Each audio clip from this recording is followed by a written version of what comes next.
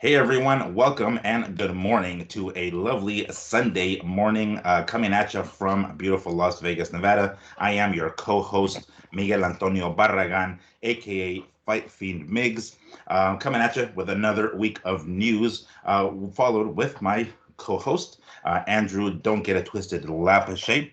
We got some news stories here for you this week. Little things popping up here left and right. A couple of major stories. Of course, we're going to go over last night's DAZN card, and in particular the main event and co-main event. But before we get into the nitty gritty and the juice, Andrew, what is going on, dude? How you doing? Hey Miguel, how's it going? Yeah, we're doing good over here in Northern California.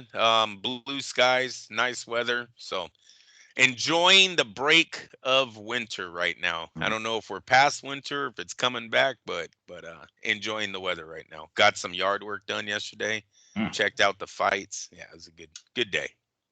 Yeah, we're getting a little bit. We got some rain yesterday. You guys get some rain? I know we got a little bit of No, rain yesterday. No, yeah, no, all right. no. It was a nice day.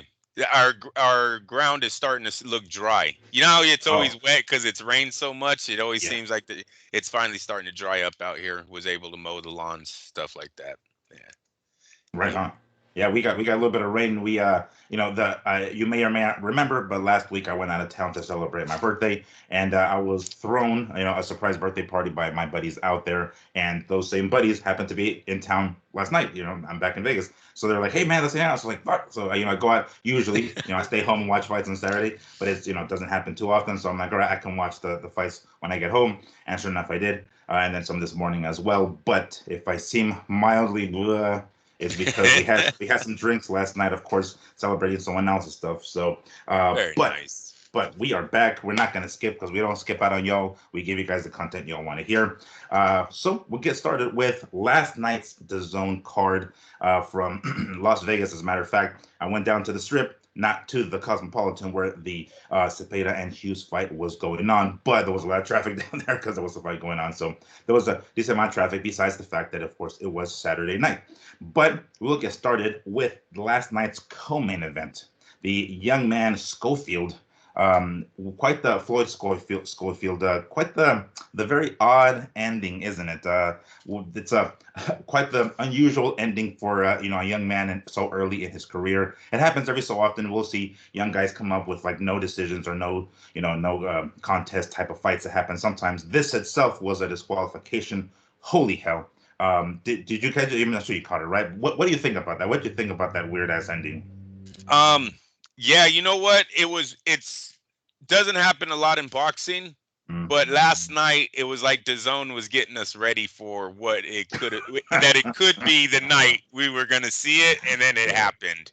yeah. They kept heavy on this young man Serrero that was coming in, had been penalized in two previous bouts, I believe 2 points in each bout, something crazy. Like Oh, he had a lot of points taken away from him. Add I think three more points to that for last last night. night. Yeah, Jeez, the man, kid is just on a keep tallying terror them up. Fuck. he's on a terrible roll right now in boxing on just being a dirty. I mean, they're like, okay, he's a dirty fighter. It was like there was not he's not even a boxer anymore. He's just a dirty fighter. I'm talking slamming, headlocks. What else they do? A The headbutt. low blows. The The low low. blow, yeah, thank you. The low blows, two of them in a row too. That was like his Andrew Galata. Remember when Galata threw the combo on Bo? He They're did. like, yeah, He they're was like, like do not on his fucking do sack. Like, come they're all on. do not do that again. Bink, bink. How about that? And so yeah, no, it definitely an Andrew Galata moment at the end of the fight. Schofield, look, kid's got talent. He was gonna knock Serrero out. That's why Serrero wanted out. He knew how the fight was gonna end. He was hurt many times by a left hook, Schofield. He could. At one point, I told my wife, I think the kid's blind. I'm seriously like that's how much he couldn't move from it, Miguel. He's taking it right on the chin, and it did hurt him. It wasn't like Schofield didn't have power. Now, did he have the one punch power that some fighters possess when a guy clearly can't see that punch coming from that side? No, but he did hurt him multiple times. It was only I think round 5 when they stopped it. He wasn't going to get 5 more rounds through this. So a good showing by Schofield, even though he was DQ'd. How about this credit? he didn't lose his control, right? His composure, right? He didn't lose His his composure. composure, exactly, Yeah. exactly. Yeah. So give him props on that. His skills look good, and I like the way he held himself after the fight. Very professional. His corner seemed very professional. Bernard's with him. Bernard's one hell of a mentor, right? We all know Bernard is 100% boxing. So if Schofield and him have a connection together, that's a really good point for us to be in with him, right? That's a good spot for us because that means he's going to take this sport serious.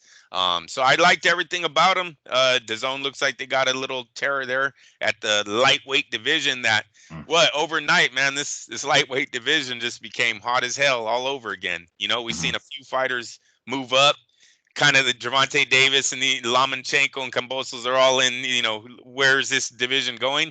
Bam, now all of a sudden Schofield, Zepeda, Shaqur Stevenson, all these guys show up and this thing is hot. Like, when are we going to make these fights? That's pretty interesting. I was watching bits and pieces of it because I was able to catch primarily the main event, but yeah, that's the best way to describe it. Like this kid Schofield, it was grace under fire. It was like he had the opportunity to act up. He had he was given the chance to, and as young as he is, oftentimes it happens. You know what I'm saying? Like we'll get issues with the guy's tempers. It's like they want to retaliate, and they want to do something back to the dude to get him back because thankfully the fight didn't get out of hand and the referee took matters into his own hands and said, dude, that's enough, and I think the referee did what he could to stay out of the fight, and he was able to not really get too involved, but when the time called for it, he took it and he didn't let it, he didn't lose control of the fight, which props to the referee for not just giving him the stern warnings but actually following through and be like, dude, that's enough, I gave you your stern warnings, that's enough. So there's consequences for those kinds of things. I don't know what the hell's going to happen with this dude because afterwards, talking about Schofield, his composure after the fight, the way he conducted himself in the post-fight interviews, his opponent, what's his name? Musero? I forgot his name. Yeah, Serrero, thank you.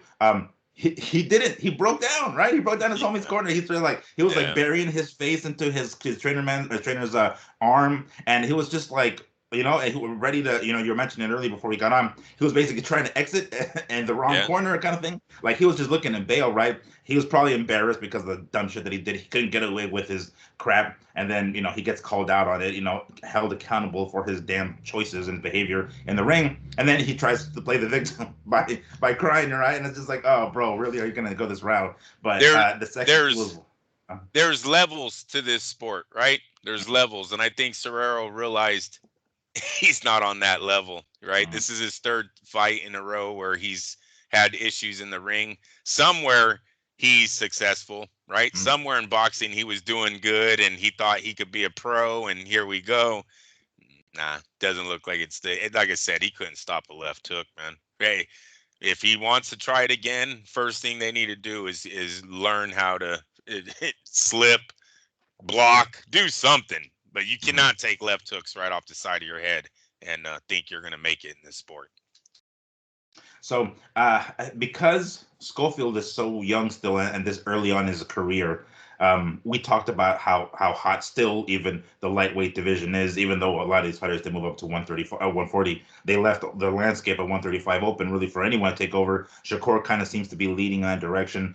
We'll get to Shaqur a little bit later on in the show, but we're going to look to Shaqur to kind of sort of be the spearhead of the weight class, but then everybody else behind them, we saw it.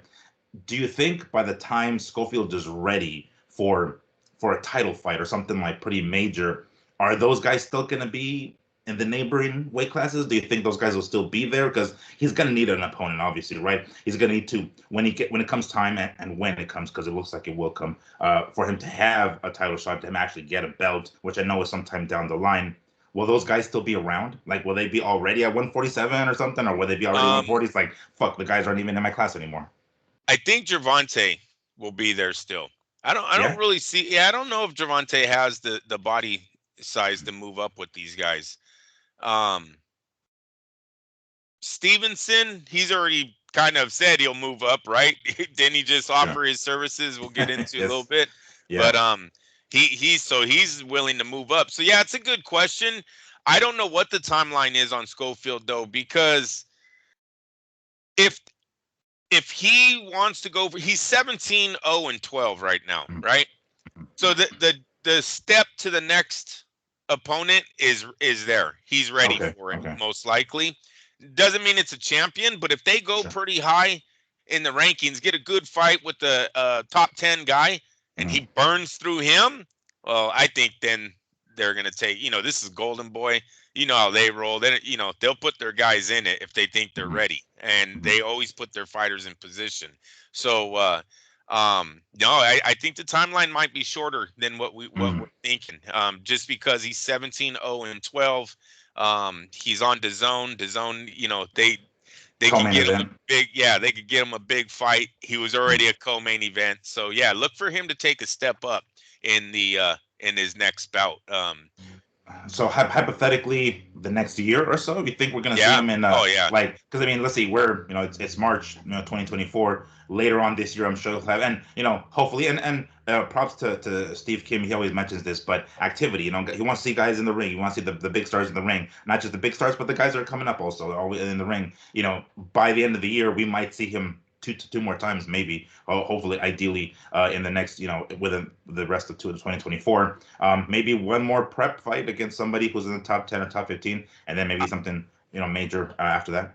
I can tell you, he can go the Munguia route and look at the next two fights between Gervonta and Frank Martin. Did I get it right? I got it right on Frank Martin. Yes. Yeah. Brownie points, you got it. Gervonta and Frank Martin, and then you look at Kambosos and Lomachenko. They can maybe get the loser of one of those fights. You see what I'm saying? Because both of them are ranked above Schofield right now.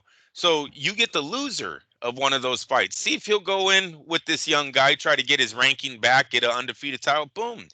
If he smokes either one of those guys, Kambosos, he might even have to travel over the pond to go fight him, right? And then that gives him that experience, and he's taking out an ex-world champ at the lightweight division. So he almost hit the perfect timeline right now to get this fight over with and kind of just wait to see where they're at. And if DAZN wants to move forward with him, I definitely look at the loser of one of those fights to see. Hey, because look, I think by the way PBC has been announcing some of these fights, and we'll talk about it later, I think Al Heyman don't have any options anymore. He has to start, as long as the promoters are willing to work double platform, just his platform, because it's really hard to sell these guys that are this not guaranteed, but will give you a bigger percentage kind of deal. But if somehow DAZN can give them guaranteed money, I think Al Heyman is going to work with anyone right now because he doesn't really have an option. He's got to make money with these guys, and kind of like where the fights are, they're turning out some fights. They're trying. You know what I mean? With what little they have. We'll talk about another one, Charlo and Plant. We'll bring that up later. But that's another one they've already announced. You know what I'm saying? So looking all right. Don't know how good it'll do on the pay-per-view platform. But for us diehards that have been kind of waiting for the Charlo Plant thing to get to its peak, well, it seems like it's here. It's going to happen in Dallas. So. Yeah. All right. Yeah, I'm down for that one. I've been waiting for that one for a minute. I swear it's like whenever PBC has guys who have like big names or decent names and decent records, they keep them away from each other. It's like, well, how long did it take for us to get Plan and Benavidez, and then now, and then later on Andrade and Benavidez. So let's hope they strike when the iron's hot, and it's still pretty decent. Although I did see Charlo look a little heavy on the heavy bag recently. Like I don't know if you saw a video of him looking a little soft. I mean, still better shape than I am, but I mean, still, it's like for a professional boxer, homie, like you've been out of the gym for a hot minute. But we can get into that later on. The main event of last night, Max Hughes versus William Zepeda El Camarón, the shrimp they call him. I'm not sure how he got that nickname, but holy hell, I have described. I know how. Wait, yeah, I can tell you how he got shrimp. Oh, okay. It's the color of his skin after the fight, and it actually happened last night. He turns pink, bro. All the punches or whatever, he turns pink. So that's gotcha. He's so fair skinned, he looks like a fucking shrimp afterwards. Huh? Yes, there you go. That's understandable. I thought for a second because when people talk about shrimp, they talk about small. So I was like, oh, was this because he fucking small? And it happens Right. because he's so relatively small, like 135. So yeah. So then, wow, what a performance! I've often described Zepeda as a slightly taller, better version of like Pitbull Cruz.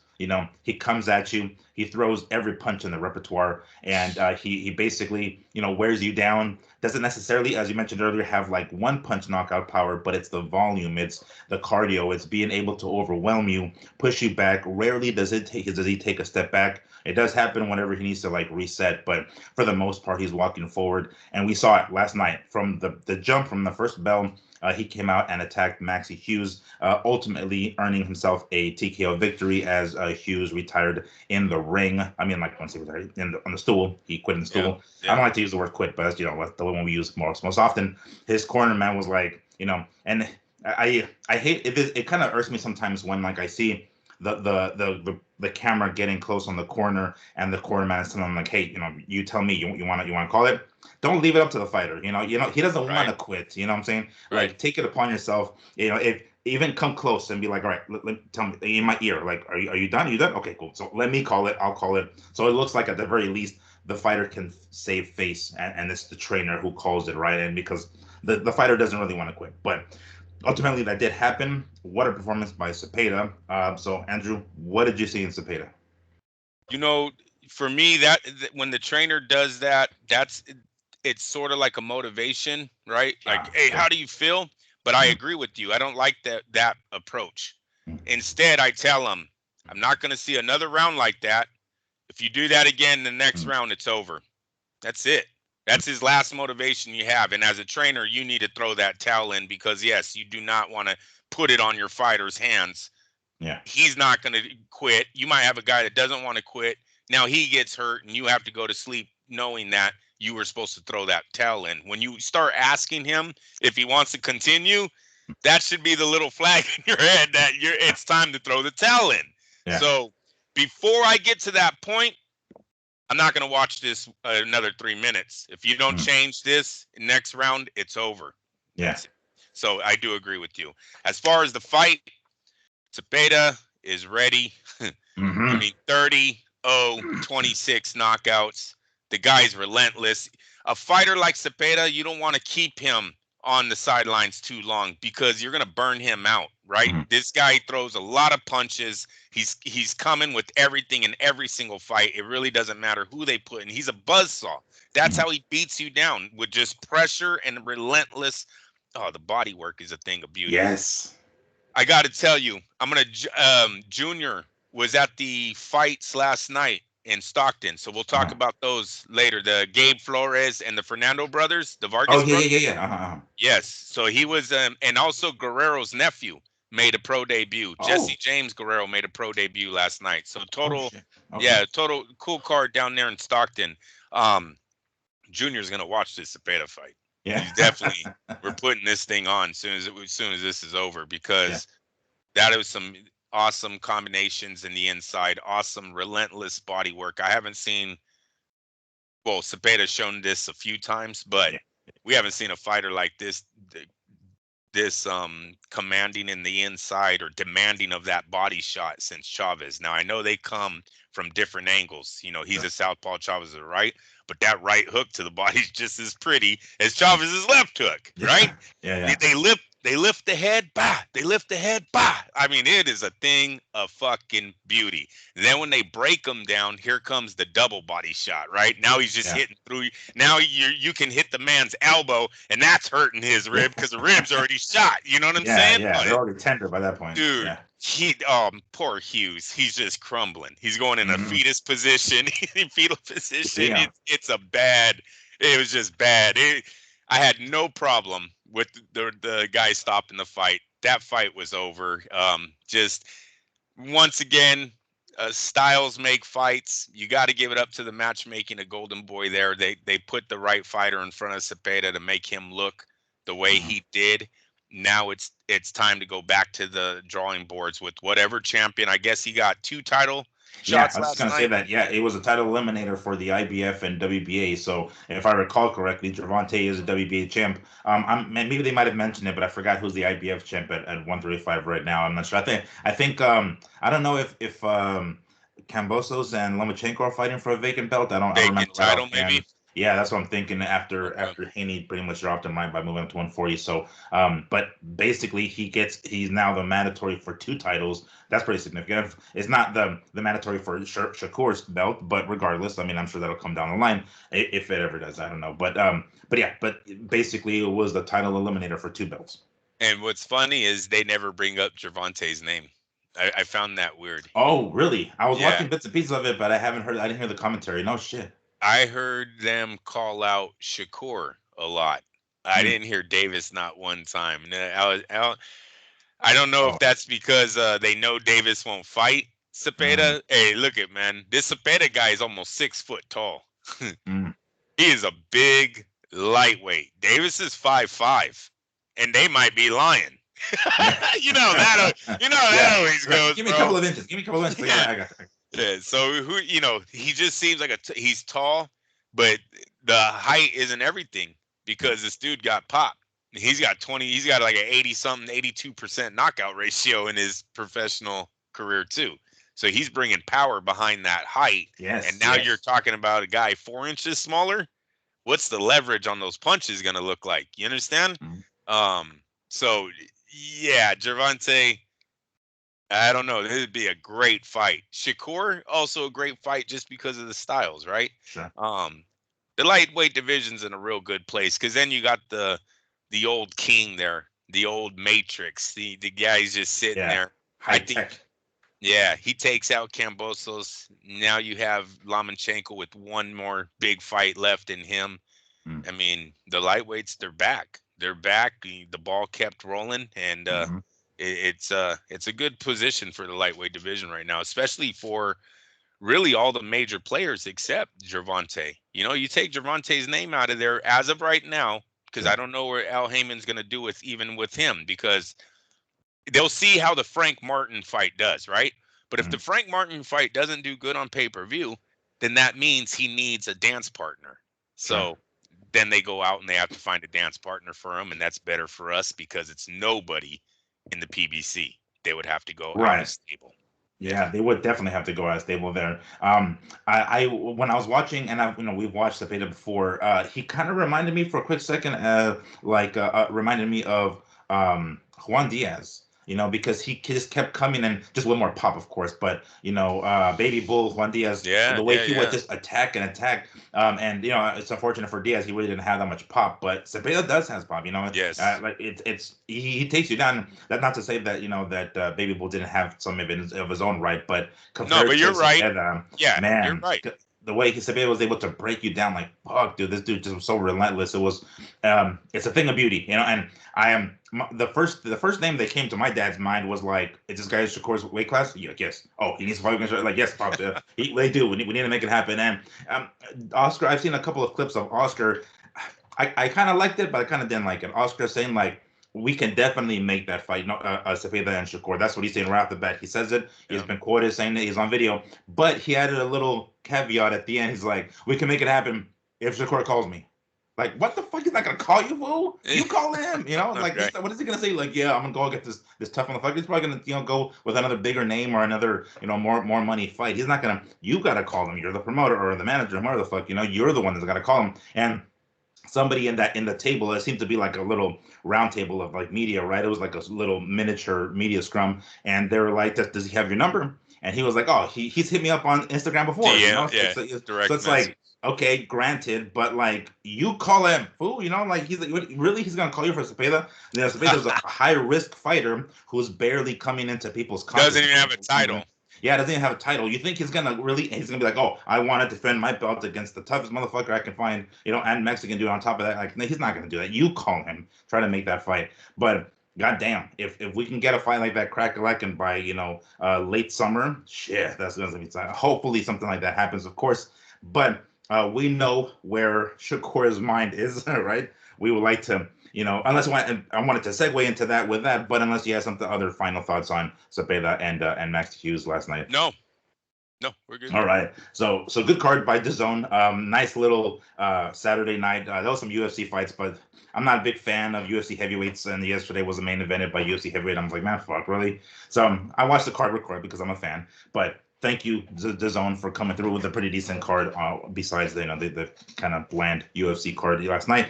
But segueing into Shaqur Stevenson, who is now on social media offering his services Knows into something. events, He right? knows something, Miguel. And we're all beginning to catch on. We've seen. I wanna say, and don't quote me on this. I think it was Michael Benson who said it on his Twitter account or X, whatever you want to call it now.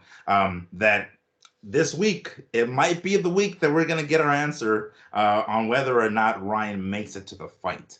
There's a pretty high probability that by the end of this week we're gonna find out if he pulls out. People know there's rumblings, there's stuff going on, right, in the inner circle that we on the outside are like, what's going on? What's going on? And what we're hearing is, Ryan potentially pulling out, becoming more and more a real possibility, and it might happen this week. So, of course, that being said, who comes to the rescue? Shaqur Stevenson sends out a tweet and or an Instagram post saying that he reached out to Bill Haney directly, saying, "Hey, just so you know, I'm available, yada yada yada." And as far as I know, I mean, maybe he has answered him since then, but he said that Bill Haney didn't answer him at the time. So I don't know if that means anything or not. But what do you make of that? Whew, there's a lot there. Yeah, right. A lot to unpack. Let's start with Ryan's behavior since last week when we kind of went into him pretty hard last week, right? Hey, did you see one of his family members or a fan got at us too on no. Yeah, you got to go look at that. You guys shouldn't be talking this way about him. And then he pulls the shit off. And that was before we went into him last week for all the things he did. And now look at what he does. So he's even making his fans look bad. And I'm not trying to talk shit. It's just, it's your guy. It's not us. It's your guy. We're reporting what's going on. That's all. And he's making me a little bit mad. Well, because we had high hopes for him, right? So it's like, come on now. And then this is how it's going to turn out. Yeah.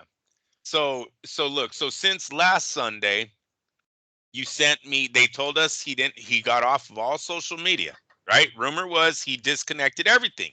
And immediately we start seeing these tweets from Ryan Garcia. And then it's hashtag, this is my team. Hashtag, or whatever he's putting at the bottom. Ryan didn't post this. Right? Come on. Save the kids. Ryan didn't do that. He's so foolish. It's child. Remember how I kept saying the kid, he acts like a child still? I know he makes a lot of money. I get it. $50 million net worth, whatever. But he acts like a child. And they tried to, hey, man, you need to grow up. Let us have your phone. Take a break. Oh, fine. Here, give me your phone. I'm gonna log in through yours now. He's a child. So he does that, right? That pissed off whoever asked him to get off social media. Then you send me the photo.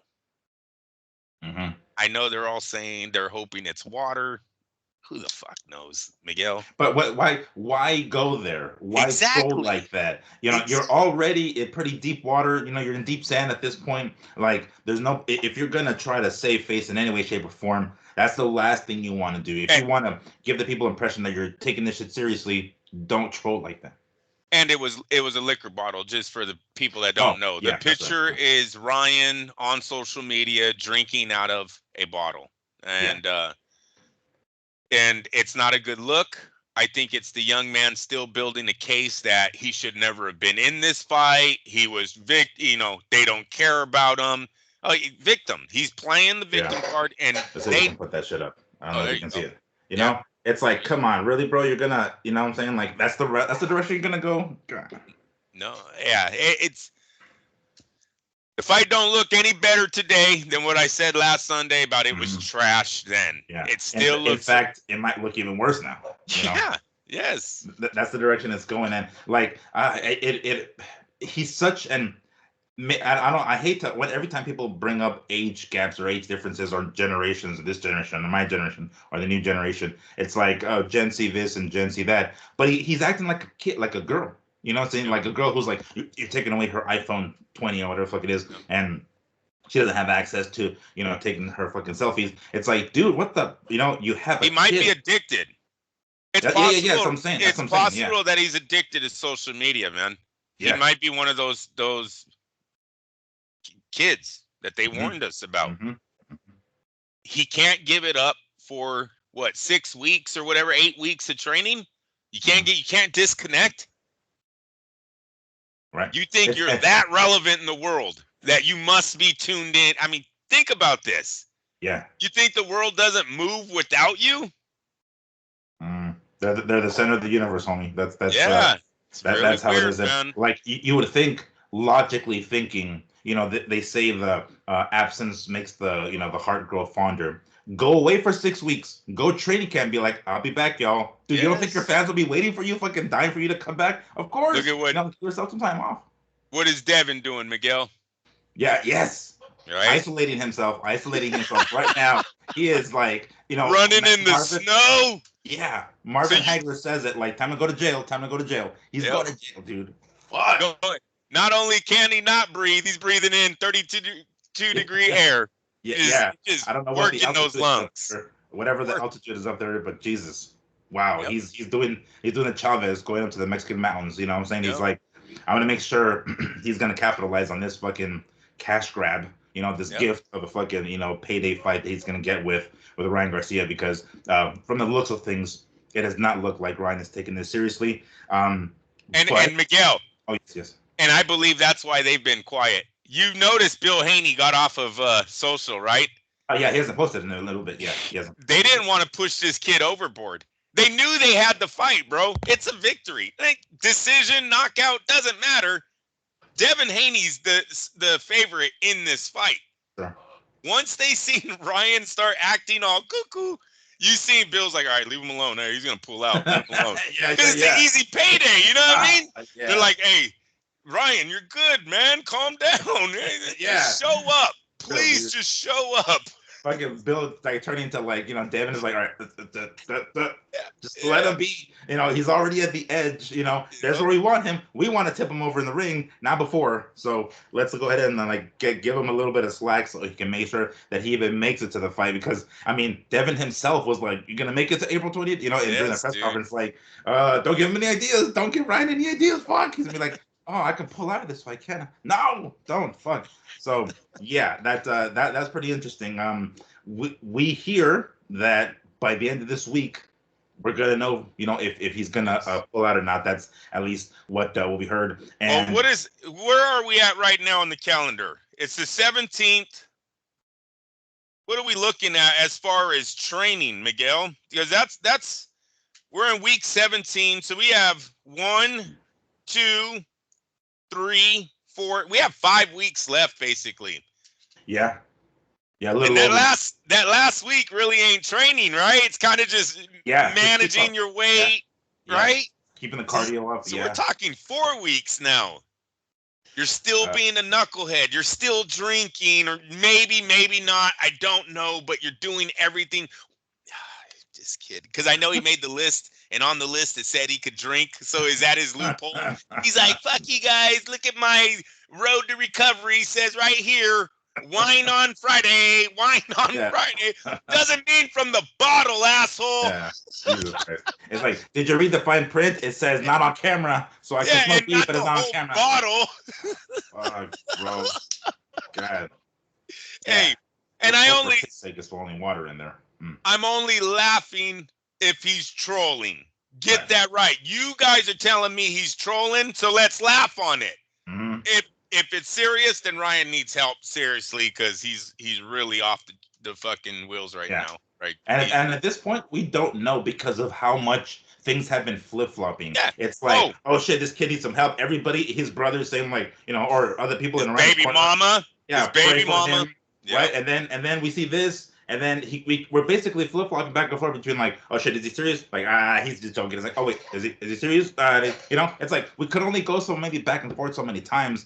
To some degree, like we go back and forth so many times that I'm not convinced that it's legit anymore. Yeah, no. I am convinced that he's trolling now. At this point, it's like, really, dude, I'm not gonna think you're fucking serious. We talked about it last week. The boy who cried wolf. At this point, I'm not gonna believe jack shit that comes out of your goddamn mouth. I'm only gonna believe your actions. And what are your actions saying?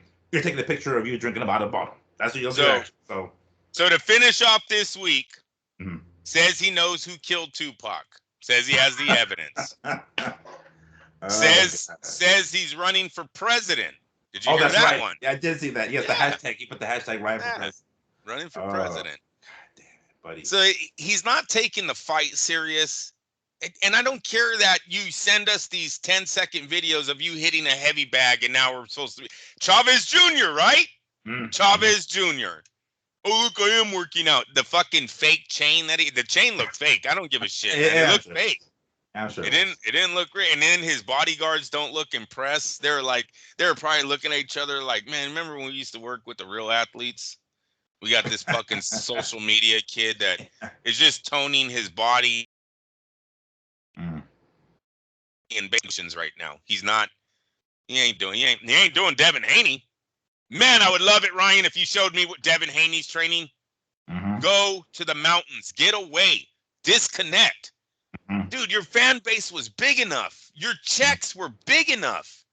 And they'll still be there. They'll still be there. Go away for a little bit. Oh, yeah. Give your fans a chance to miss you. Fuck, you know what I'm saying? And it will be there. Yeah, exactly. Go and especially fans. It's a big fight for you, right? Just the way Gervonta was. You need to be 100% concentrated on this and not your mind or your brain divided on any other stuff right now. Leave that shit out. After the fight's another story. By all means, go ape shit or whatever the fuck. But at the very least, for the next month, a month and a half, take it seriously and leave that stuff behind so you can actually make sure that not only do you put on a good performance against Haney, but potentially win. You know what I'm saying? Like, all right, go ahead, go out there. It's not just about showing up now. That the bar has lowered so much for Ryan that it's not even about, oh shit, who's gonna win, Ryan or Devin? Now it's like, oh shit, is Ryan even gonna make it to the fight? There's where the bar is now. You know what I'm saying? So that would be a victory.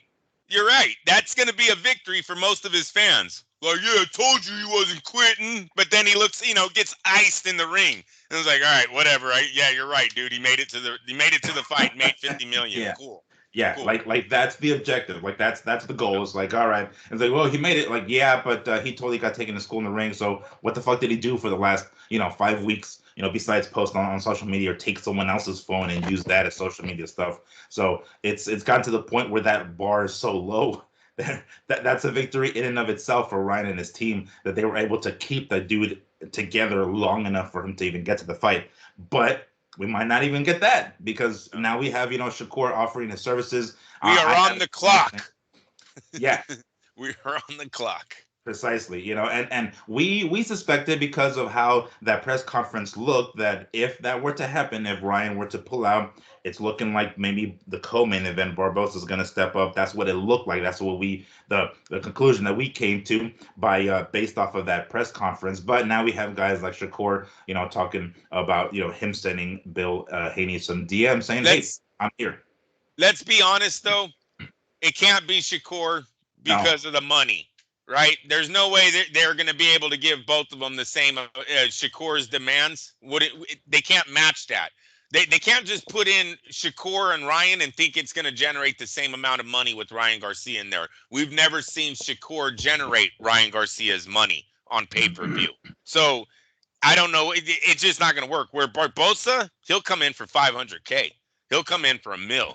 Okay, so but why do you think? I mean, wouldn't it be logical? Let's say, for the sake of argument, that Shaqur does step in. Wouldn't it be logical for him to be like, well, I can't demand too much? No, I mean, do you think his demands are going to be that much to where everyone's gonna be like, no, you're asking for too much, fool? Yeah, because then the risks don't fit the reward, right? Why are you going to risk your undefeated record? You're doing fine. That fight's going to happen as long as you keep winning and keep staying next to those guys. You're going to get those fights. So why would you cut yourself short, take a total pay cut, go in there, then lose? No one wanted to fight Shaqur anyways because of his style, right? Now you just took a defeat. That gives them more reason to stay away from you. No. So I don't think he goes less on his demand for money. They can't match it at this. The time frame is too small to do two guys like that, and one is unknown in this area. See, with Ryan, they can say, hey, Ryan, we'll give you 50 mil because he's going to generate 50 mil. They already know that. With Shaqur, they don't. And so I don't think we just know that that's not the one.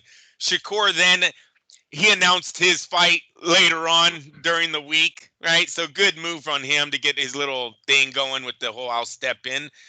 Barbosa is most likely, when you look on paper, the guy that would step in. He's in the same stable. He fights for DAZN. He's with Golden Boy, and I think it's his price.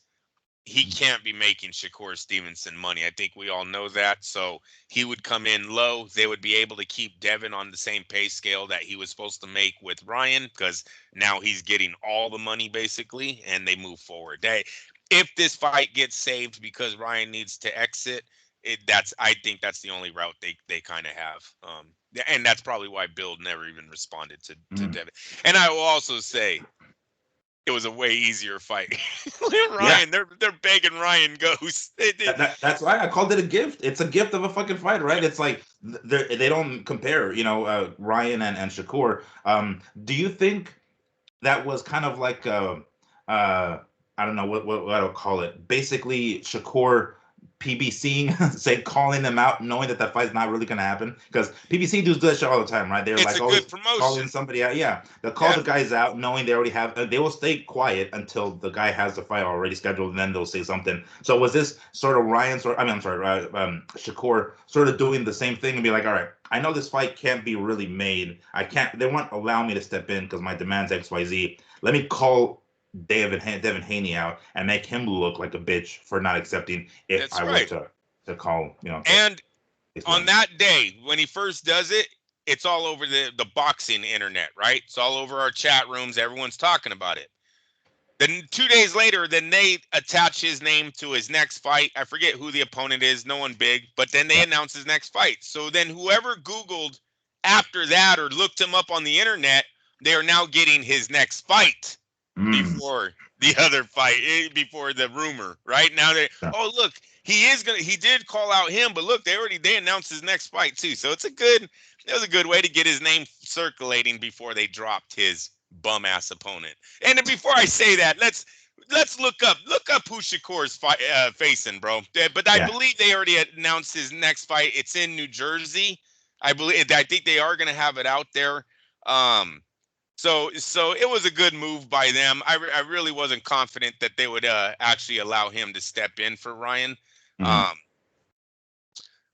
Even I thought when Adrian Broner and Bill Haney were getting into their little beef, maybe that Bill Haney was trying to work that angle to see if Broner would step in. Now here's another guy. He's not coming for a lot of money. We all know Devin Broner's kind of hurting right now. Would probably take $1 million and a half if they're offering. You know what I'm saying? Right. Yeah. So he's another. So when I seen Bill really going after Broner on social media about 2 weeks ago or a week ago now, I was thinking maybe Bill was trying to set up that step-in opponent. But those are the guys that I'm really looking at to step in. It wouldn't be Shaqur. So I don't know, because Shaqur posted on his Twitter yesterday. He's like, so do y'all want me to see so y'all want to see me fight a machine next? So like, I don't know, I do. And then he puts like the hand raising. So I don't know if he already has an actual opponent on deck, because when I Googled it here real quick, nothing was coming up. So I don't know. I'm kind of hesitant to say that we already have another point. I mean, it may be. I couldn't find the article right off just a quick Google search, but I didn't see anything as far as like when his or who his next opponent is going to be. But I mean, I doubt it's going to be someone. And I think they did mention that his next fight could potentially be in Newark, New Jersey. So Newark. I don't know how to pronounce that. Newark. But that's where it's most likely going to take place. But I haven't. I just went a quick Google search. I wasn't able to see who or find his next opponent. All right. Well, damn it. I will look that up. Go ahead and go on with the next one. Yeah.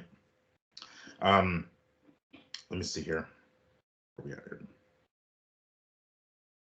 Okay. So that was that, right? We're talking about Ryan. So here we go. So 4 days ago, Shaqur Stevenson to return July 6th. You see what I'm saying? Oh, I see. So Okay. it is on Boxing Scene. Shaqur Stevenson felt the wrath of criticism over his unentertaining, Oh, victory in elevating the WBC lightweight champion in November. Blah, blah, blah, blah, blah. Stevenson, no word does it have about an opponent. Maybe it doesn't have an opponent, but here is the story that I seen about him returning to the ring on July 6th. So he already has a date. It's not April mhm. 20th. You get what I'm saying? Like, Yeah, yeah. to me, they did this all in a plan. They got his Mhm. name circulating, and then a few days later they dropped that he's returning in Newark on July 6th. I thought they did have an opponent that I seen on social media, but as far as right now on the boxing scene, no name is jumping out to me as far as who they Yeah. have him going up against. And I think that was the point of that tweet is him referring to Zepeda, right? I mean that's the machine that I'm thinking about. I have to assume because we're in March, April, May, June, July. So, if it's July, that gives Zepeda some time to recover. 4 months, that's plenty of time because I think that's what he was referring to in that quote. I mean, unless it's going over my fucking head, but I thought that's Hey, exactly what he was talking about. Like y'all want to see me fight a machine? I do. It was I like, will oh take that fight. Yeah, yes, I would take that fight. Listen, and so will Zepeda. if Zepeda is Chavez like, he takes that fight too, because that's a Chavez like schedule. And 4 months later, takes on Mm. someone else, champ, not champ, doesn't really matter. So yeah, no, if that's who they're talking about, that's fine with me. But yeah, I do think that was his motive when he first called out Devin, saying he would replace Yeah. Devin. Yeah, because I mean, realistically, let's just say, I'll look it up here momentarily, but I don't remember who is the IBF champ right now at that weight class because this fight with Maxie Hughes and Zepeda was supposed to be a title eliminator. So I know the WBA champ is Gervonta, and he's got Frank Martin already scheduled, so it's going to be a minute before he can get that. And then we're talking about PBC, so that in and of itself is going to be a headache of a Right. negotiation. So logically, Top Rank, they can do a match with a fight with Shaqur as long as Shakur is on board, and it seems like he is. So it seems like it's going to be easier time negotiating with Golden Boy and Top Rank to get a fight going. With Shakur being with Top Rank. Than it is, trying to reach across the table or go across the street or Yeah. whatever with PVC. And he won't have to because when Frank Martin and Gervonta, that's in April as well, right? I think, or at the end, is it the end of, because the end of March is the PBC card with Thurman and Sue. So it's Right. not March, so it has to be April. I'm almost certain. April or May, yeah, they April, would May. probably. So Yep. that if and then that fight, if let's say for the sake of argument, right? I mean, Davis wins, then Cepeda's going to have to probably wait some more longer time, and he's not going to want to wait. He wants some activity. So it seems like the more logical and the easier fight to make actually would be Shakur, as long as Shakur is down to do it. Damn. And that would be a fucking summer blockbuster, you know what I'm saying? I mean, for us at Yeah. least, because I know Yeah. people don't really know Cepeda that well yet. I mean, hopefully after last night, people know his name, and they see him. And he main evented here in Vegas. As granted, it wasn't a big venue, but it was still a main event in Vegas on DAZN. That's a pretty big deal. So thankfully, Golden Boy is putting enough promotional umph behind Cepeda to get his name out there, and they know they have a potential diamond. They have a potential diamond in Cepeda, a guy who's going to put on great fucking fights, who's undefeated, has a great knockout ratio. They're going to have to put the spotlight on this guy, and that when we start seeing the opponents, like you say, when we start seeing these guys come up, we find a dancing partner for Shakur or anybody else at lightweight. So, I do. damn, I it'd do be a big see match. here. I do see here, Miguel. Yeah. Stevenson confirmed the boxing scene Tuesday that he'll return to the ring July 6th at the Prudential Center um, in Newark, New Jersey, against a yet to be named opponent for his lightweight title defense. So Mm. looks like it will be a lightweight title Yeah, defense. yeah, yeah. He's got the Yeah. WBC belt. Oh, okay. Hey, you know what? July's enough time. July is Yeah. enough time for Zepeda to get ready, right? I mean, considering not just the fact that it's 4 months, but also he didn't take that much punishment. His fight last night with No. I mean, he No. did take some shots, but that happens. He came out relatively. I mean, he did come out pink like he normally does, right? That's his come out on catch slogan. But yeah, I mean, damn. if they can get that fight cracker like, that's gonna be something worth watching. I'd pay for that fight if they put that shit on pay per view. I'd pay for that shit. All right, so Yes, sir. moving on to more tabloid news. Jake Paul has has decided it has been announced. Oh yeah, shit. He announced that he's going to be fighting Mike Tyson in a what some people say is going to be an exhibition fight. Some people say it's going to be an actual, sanctioned, actual boxing bout. I've heard, who was it? I think it was Mario Lopez saying that he heard that there was going to be headgear, then there wasn't. Yeah, and then they were going to use like 18-ounce gloves or something. But Jake Paul said that Jake Paul came out on camera saying you're a dipshit if you believe. He went in on Lopez hard. Mm-hmm. I didn't know he was talking about Lopez until I seen that clip of Lopez saying it, and I was like, oh, that's who he was talking about. But yeah, I guess it was Mario who. Somebody made the rumor about the headgear and the 18 ounces. And even I heard one rumor that his brother gets to get tagged in. I mean, this thing. Oh, yeah. I swear to God, I heard one rumor that his brother is going to be a tagging partner. And that. Dude, what the. If anybody who needs a tagging partner, it's a 50-some-odd-year-old Mike Tyson, not fucking yes, whose lungs now smokes weed all the fucking time, right? Because of his cannabis business. It's like if anybody needs a rest, it's gonna be him, not no fucking young 20-some-odd-year-old cats who are athletes. Oh goddamn! No, Jake I haven't heard that one. Wow. Jake Paul loses some points for this fight. He needs to know that. He was doing a very good job of staying in his own lane. You understand? Fighting MMA guys, making little fight venues in Puerto Rico. Not making big splashes, but doing his own thing, right? Making money. Tried to fight Tommy Fury, lost. Now you take on a 57-year-old fighter who literally, and I know I've already said this, but it stands out. Literally told us 20 fucking years ago he was done with boxing. 20 years ago, dude. This fight can't be sanctioned. You're a whore. If Texas or wherever this is happening, this fight is happening. If you guys sanction this as a real fight, you're just a whore for money. At Arlington, Texas, and it's going to be on Netflix. Yeah, I know, and that's fine because if it's an exhibition, whatever, you're just looking for entertainment at that point, right? This is not real. This is just if you're a Jake Paul fan or if you want to see Mike Tyson try to knock him out. Because look, yes, Mike still has his power, but I have no faith that Mike is actually training like he a real athlete at this age. It's just not. It's not hard to keep the muscle, but the cardio and the reflexes, the recovery, this all of the other. How about that? All the other shit is what I lack confidence that he has at 57 at this point in his career. So I'm timing these videos. They're like 5 seconds, dude. And they try to put all of them together so it looks like a big video, but they're not. You're giving us little ass 4-punch combos that you're then putting it all together to try to make it look like a big combo and that he was working out really hard.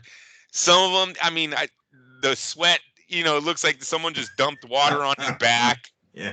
It's all for show, man. Like I don't believe in this at all. And Mike, I'm saying this to help you. I don't want to see you on the fucking ground again, shaking your head no as some dipshit. I don't have it. Yeah, well, we know that. You told us that already. Shame on us for doing this to you again. Miguel, I used to tell everyone that used to be like, oh, Mike has a drug business. He does weed. I see him take shrooms on there. I said, you know what? Keep that same energy when Mike either dies from doing this shit, hallucinogenics and all that, or gets in trouble for doing it. And he almost did. Remember when he assaulted the guy in the airplane? Oh, yeah. He kind of stopped there. I mean, it was a dude's fault, but still, like... Miguel, you can't just start punching people and shit, right? I mean, you got to do self-control and all that, and you're a professional fighter. You can't... So he has... I'm just saying, it's all fun and games until it goes wrong with Mike, right? Keep the same energy about ha ha ha. Look at him on air threatening guys. Remember when he first started doing it? And he was like, fuck you, I'll kill you. You don't know me. You don't know what I'll do to you. He's like, Yeah, I'll the fuck dudes you, were all, love me, bitch. I'm like, yeah. oh, okay. The dudes were all scared. They didn't know what Mike was doing. Yeah. So I'm trying to help him. I don't want to see it. If he knocks Jake Paul's head off, that's in. I would love to see it, but I think to me right now it's a fantasy world because I don't think Jake Paul would have signed up for this fight if it was real. I don't. I think Jake Paul told Mike Tyson, "Let's do a fight to generate some money." And it's a cash grab. Mike is all about the money right now. Yeah. Mike don't give a shit. Now they're gonna go in there and they'll try to make up some way to get to a decision or something like that. But I don't see this as a real fight. And I hope that Mike didn't say I'll go down for you. Another 5 million, you can drop me. I don't care. Yeah, give me a body shot. I'll go down a body shot. Yeah, he's already said he doesn't care. He's already told us he doesn't care. He's already told us the fire's gone, right?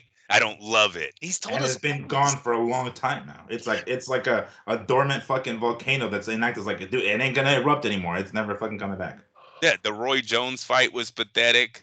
You know, that fight was he punches him once, holds him up. Yeah, that was a whole show. I mean, come on. Mike after the fight, don't let those doctors tell you anything. You can take a punch. Right? He kept telling Roy, you can still take a punch. Roy's like, oh man, I'm just glad I didn't get knocked out. It's just sad. It's pathetic. But that begs the question, like, it's obviously a cash grab. I get it. They want the money, and in the end, anytime anybody asks you a question and you answer with like, oh, the money, it's an easy answer. But you have to be in depth, like, okay, but how exactly? Like, what in this particular case, I get it. It's a money grab, but what's the end goal? Like, what are they trying to accomplish with this? Like, what is Jake Paul gonna get from it? Nothing. I don't think Jake Paul's gonna get jack shit from it. Mike Tyson, again, besides money, but let's just leave that out of the equation for now. Yeah. But what does that do for their, I don't know, their reputations, their careers, their potential outside businesses? What does that do to like that? This is the most useless. I hope no one. I mean, it's gonna be on Netflix, but I don't know if Netflix does pay-per-view. I mean, is it just regular Netflix? I don't even know the details of that yet. But I hope no one tunes into this shit. I hope everybody illegally streams it. Fuck, you know what I'm saying? Like, I don't want these guys to fucking get cash. So I'd be like, yes, this is the only way we can vote. You know, with our dollars. It's the only way we can just knock this shit off. Did you hear who he wants to fight after Tyson? And this is off the internet, but I seen it. No. I guess he called out David Tua next. Oh, jeez. And it's like, Tua's not that old. Tua's not that old. But how long has it been since we heard his name? You know what I mean? Like, yeah. And I don't know where he's going with this. I really don't know why Jake Paul all of a sudden turned into this guy. You know, could it be his weight? Because like he's kind of a cruiserweight kind of thing, and there aren't big names at cruiserweight. Historically, there haven't been. So either he gets called out for fighting smaller MMA dudes, or at the very least, I'll call legit boxers who are past their prime, but at heavyweight at least. So it's like, okay, maybe I get a little bit more street cred, even though I'm calling out retired guys, but they're bigger and they're actual boxers, regardless of their age. But they're heavyweights, and I'm not calling out smaller guys anymore. Yeah, that might be. I understand the whole cruiserweight needs to go up to heavyweight. What I don't understand are the two names that he called out, and that's Tyson and Tua. These men are old men in the boxing ring. David Tua hasn't been in a good fight since what? Fucking 90s? I mean, the 90s, bro? We're in 2024. Yeah. Yeah, 20 more than 2 decades into the new millennium from the last time that dude was in a relevant fucking fight. That better have been a joke. You know what I mean? That better have been a joke. You know what's funny? Does he even know who the fuck David Tua is? Like, that's kind of, you know, like David Tua became, you know, hot shit in the late 90s and maybe early 2000s. But it's like, I don't even know. He was too busy dancing on fucking Disney Channel to even know who the fuck David Tua was at the time. So, you could fight Tarver, like you said. That's a great name. There you go. Take him to heavyweight, man. You could fight Roy Jones. Mm-hmm.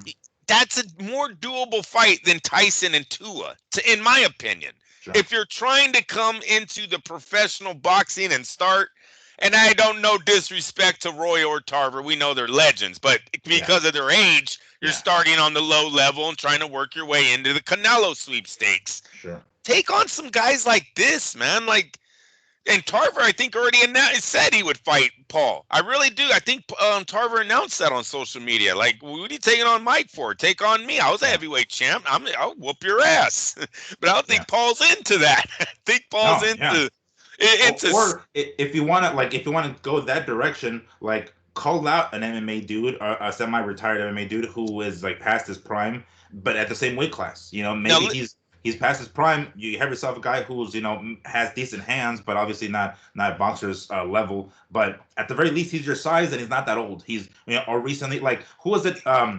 Vitor Belfort, who beat, you know, Evander Holyfield in some fucking debacle when he dropped Evander, one of Evander's last fights here. Somebody like that, you know, he's already on the way out. He's kind of old. He still has a little bit of spunk in him because he's still relatively young. I mean, you know, compared to, not in boxing years, but I mean compared to like life. But he's already, you know, out the door. He's older. He's a slightly smaller MMA guy.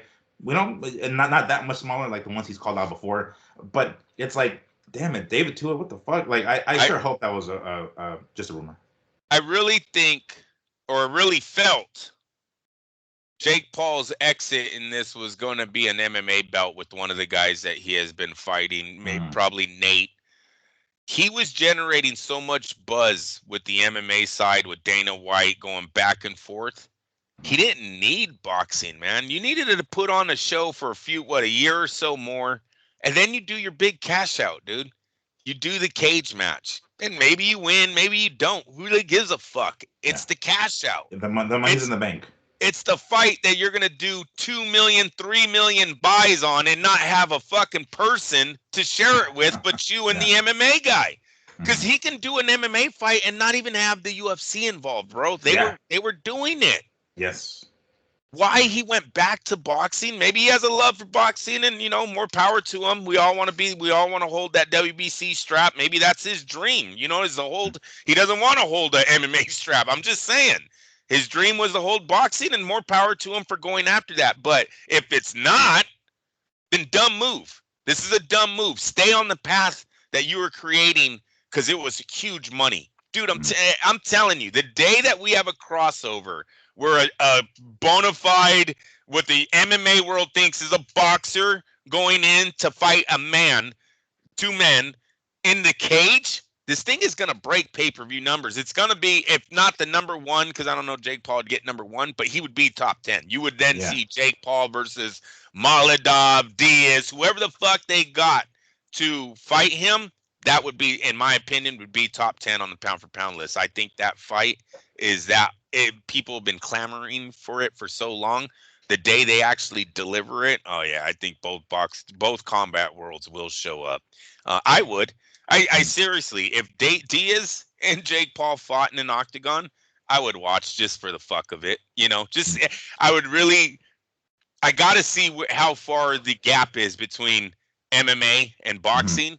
And I think I've already seen it. I think I've already figured it out, but we haven't actually seen it, right? So until that day comes, I'm interested in the fight still. So if Jake Paul was the one that steps in over there to fight Diaz, why the fuck not? Yeah, well, why not? And Jake has actually offered it. It's just it seemed weird on Diaz's part. I know. Referring to him saying like no, I don't know what his deal is. Like he wanted to, you know, involve his own promotional company or something, and you know, and then it starts getting, you know, ridiculous with who's promoter is who and what. Well, we see what he went with the Masvidal. Yeah, Masvidal. There you go. Yeah, Thank you. Yeah.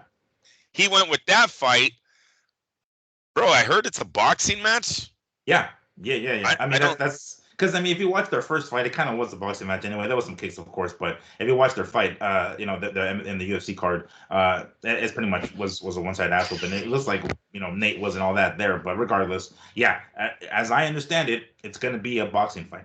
Okay. I don't know what the fuck, why that? I mean, you know, all right, I suppose. Is it so? Is it going to be under only Nate Diaz's promotion?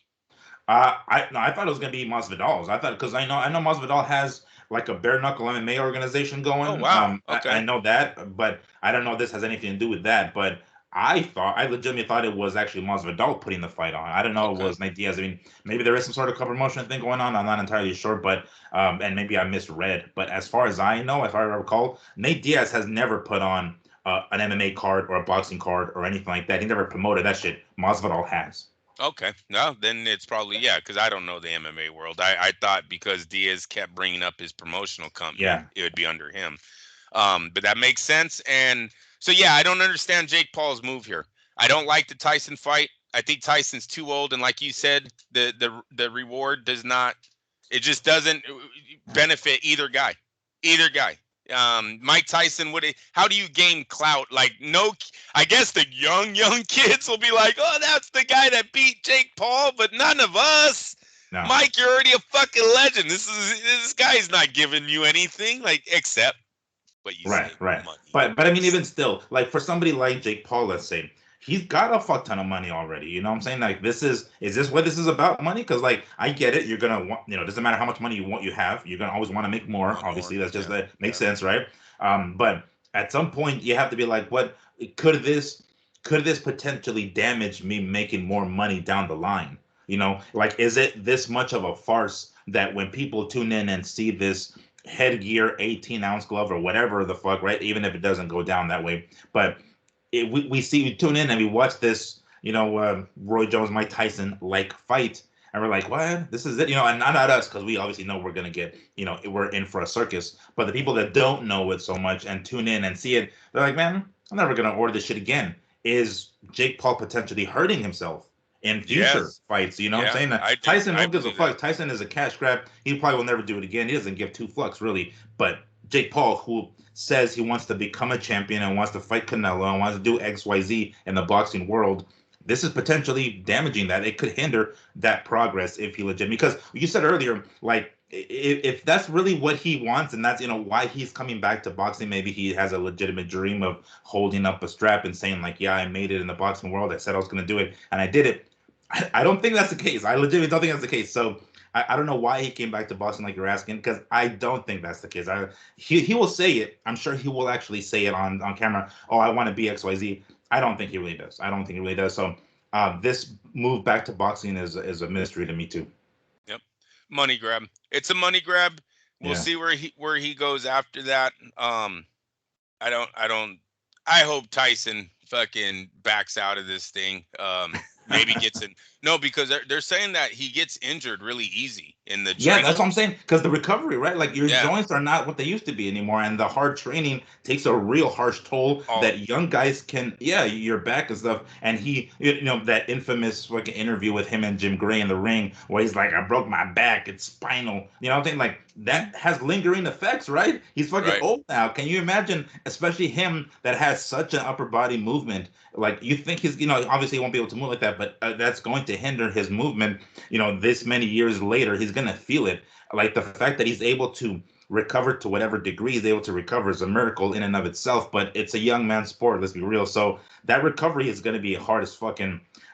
That like because he said it. What was it? I forgot when it was during the Roy Jones prep or after I should say after the fight that he said that he's getting injured during training camp. Yeah. Yeah.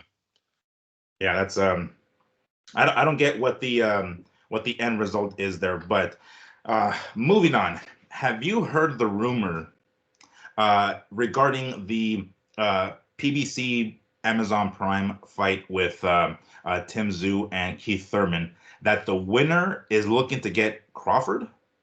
Did you hear about that? Well, it makes sense, right? Crawford still doesn't have an opponent. He doesn't have a platform. That fight's a few weeks away. So it makes sense, especially if Zoo wins. Crawford then takes it, gets another undefeated champion. He's been to Australia once. He destroyed Horn over there. Gets to go back and maybe Zoo gets their revenge. Maybe he doesn't. So it's a great, yeah. I think that is a very plausible ending to that fight is an announcement that Terrence Crawford will then move up and take them. He has no other dance partners right now. For the money that Terrence Crawford is demanding, there's nobody can work with him because they don't have anyone that can generate that. Yeah, yeah, that's true. It is.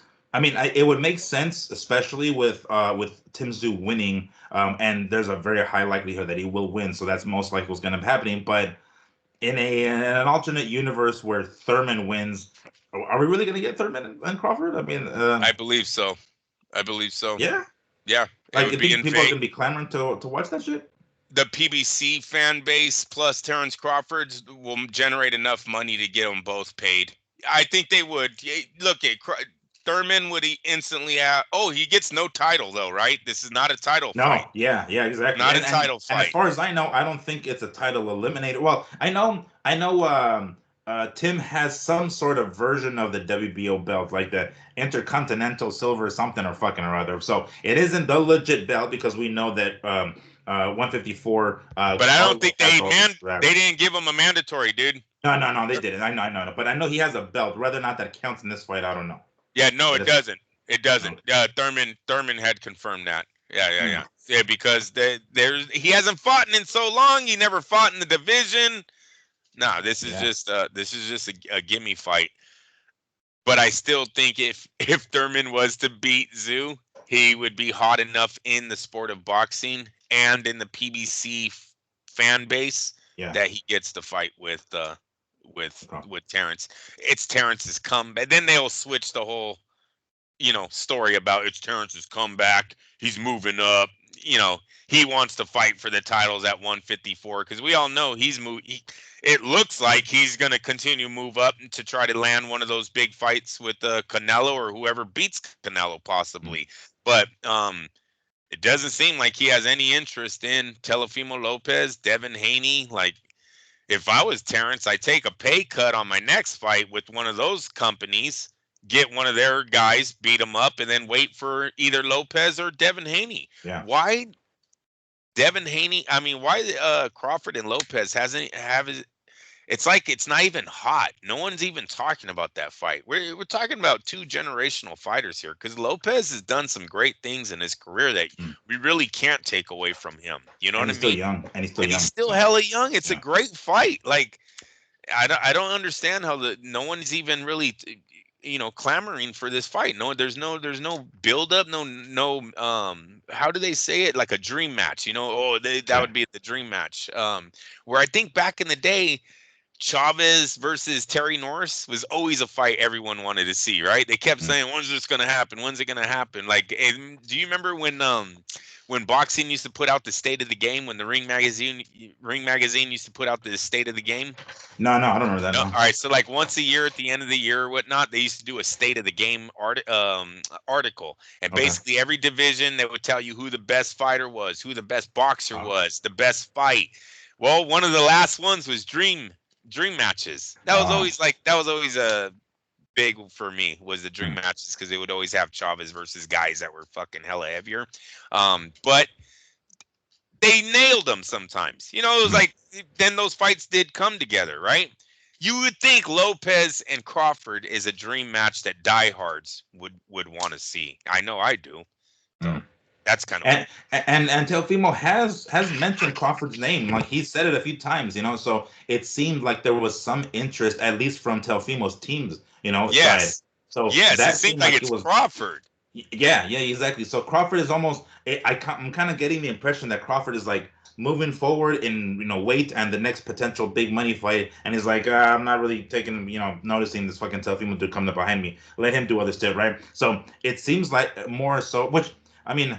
I don't know. I don't know who's in this fucking. And on top of that, just a side note, I think Bomac denied the rumors of Chris Eubank Jr. And Crawford fighting at 168 or 160, what the fuck it was. I think it was 160. Okay. I think he said like no, that's just BS. I don't know where y'all hearing this shit from, but that's BS. So I think he killed that rumor. Whether or not that's going to happen or not, or whether he's lying, obviously we don't know. But he did say like no, it's just BS rumor. So I guess for the time being, if that is the case, and we take Bomac at his word, then Crawford is not fighting Chris Eubanks Jr. Then he's free. It's like, why not somebody like Teofimo? Like it boggles the mind that, and you would think it's a fight that can be easily made, especially I know. with Crawford coming from Top Rank and having worked with them, and maybe that's it. Maybe that's like Hey, some Miguel. people.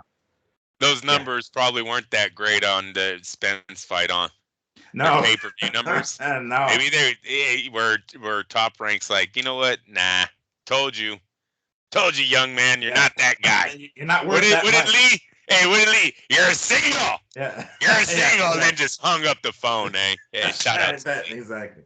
Shout out to Lee. Exactly. You're not even a double. You're a fucking single. You're a single. Get your ass to first base and be happy you're there. Like, Yeah. oh, okay. That could be because it obviously that seems the direction that they're going, because if that is the case, if we're getting the winner of Zoo and Thurman, at 154, Crawford ain't bugging. He's gonna move up to 154. He's not gonna stay at 147 long enough for Teofimo to come up. So I'm sure maybe that's the direction they're going, and that's probably why Teofimo hasn't brought up Crawford's name since then, because he did initially. And this was shortly after Teofimo's most recent victory. But after that, then it's like, it died down. That's why that's a kind of what you were talking about earlier. Like, how come there isn't enough talk about that? Well, I guess those numbers with Spence and Crawford weren't what we hoped they were going to be.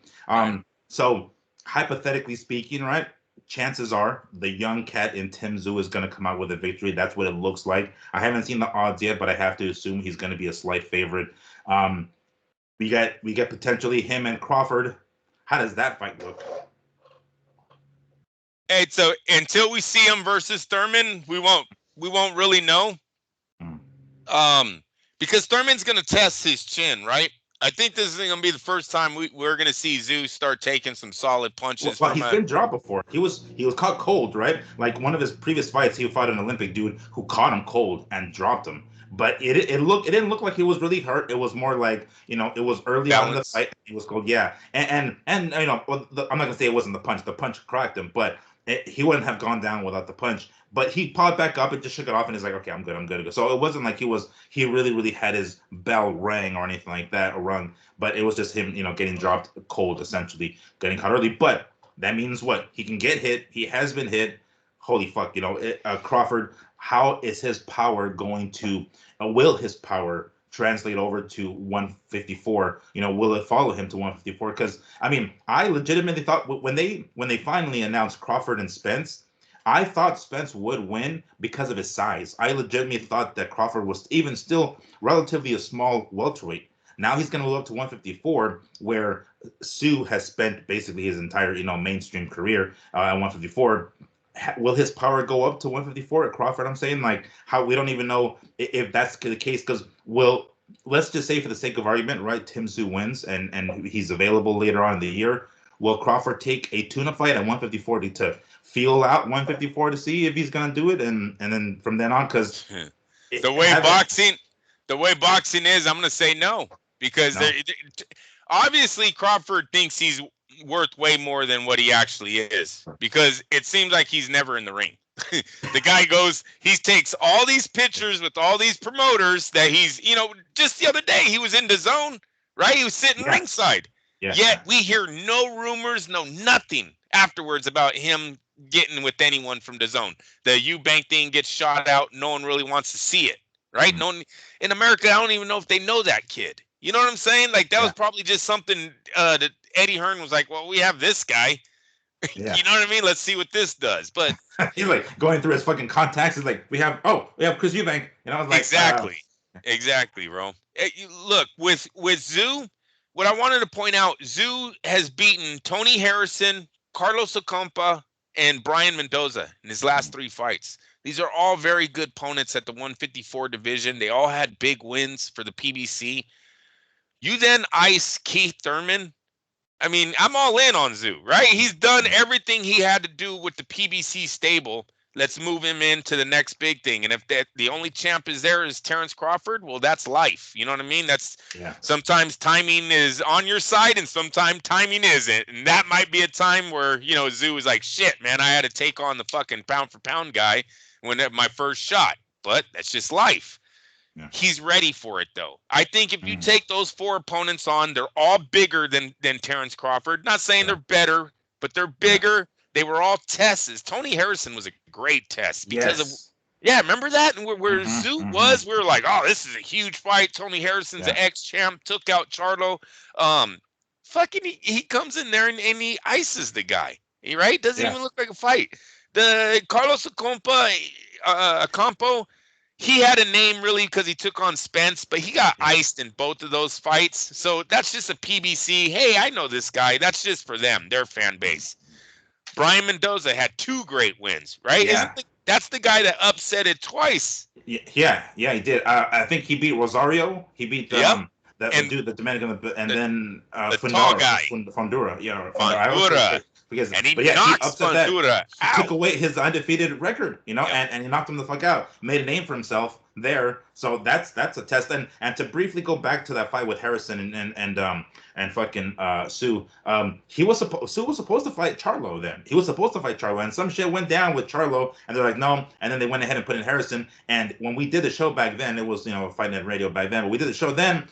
I was convinced that was a better fight for Sue because, granted, I was still a little on the fence about Sue. Like, I was on the gravy train. I was on the train. I'm like on the hype train. I mean, of fucking Tim. But when I heard that he was gonna fight Charlo, I was like, oh shit, that might be too much of a leap. Like, hang on, take a couple steps back, and then something happens with Charlo, and they put in Harrison. Then I'm like, oh, this is a test. Here we go. This is, he was gonna jump a couple of rungs to get to Charlo, and when that didn't happen, they gave him one of the lower ones, that's still above him. So it's next steps. I'm like, okay, and the way he fucking whooped his ass, the way he took him out, and that was awesome. So that was killer. That made me really believe in Sue, in saying like, okay, the way he took out Harrison, he really legitimately now is ready for Charlo. And then he takes out Mendoza afterwards. Like, oh man, that's gonna be great. So if he comes in after that and takes out, and of course it will also determine how he wins, right? We're talking right. He has to take him out. I don't want to see a 12-round back and forth. No, you're a typical PBC shit, 12 rounds. Yeah, no, but see, Tim is different. Tim likes coming at you. He wants his legacy. That's one thing about Tim Tszyu. When you listen to his interviews, he's all about legacy. That's why he has these opponents back to back to back. Seriously, he didn't care. Put him in front of me. If it ain't the champ, I'll take the guy that beat the champ. Then the champ came back and beat him. Fuck it. I'll take the guy that upsetted the fucking 2 guys. Give me him. Right? These are all risk over reward. All of those 2 opponents, Mendoza and Harrison, are both risk over reward. I like that about Tszyu. And if he goes after and Keith Thurman, seriously, probably didn't have to take that fight. Takes it anyways. It's just showing that the kid has, he has the drive to prove himself. I think if he ices Keith Thurman, doesn't even make it a fight, pressure, walks through everything Keith hits him with, and then stops Keith. Yeah, man, Australia is behind this guy. He's been selling tickets over there. Now you bring back the guy that defeated Horn. He did 47,000 seats that day. That Horn fight is huge, man. That crowd, they were crazy in that fight. Mm-hmm.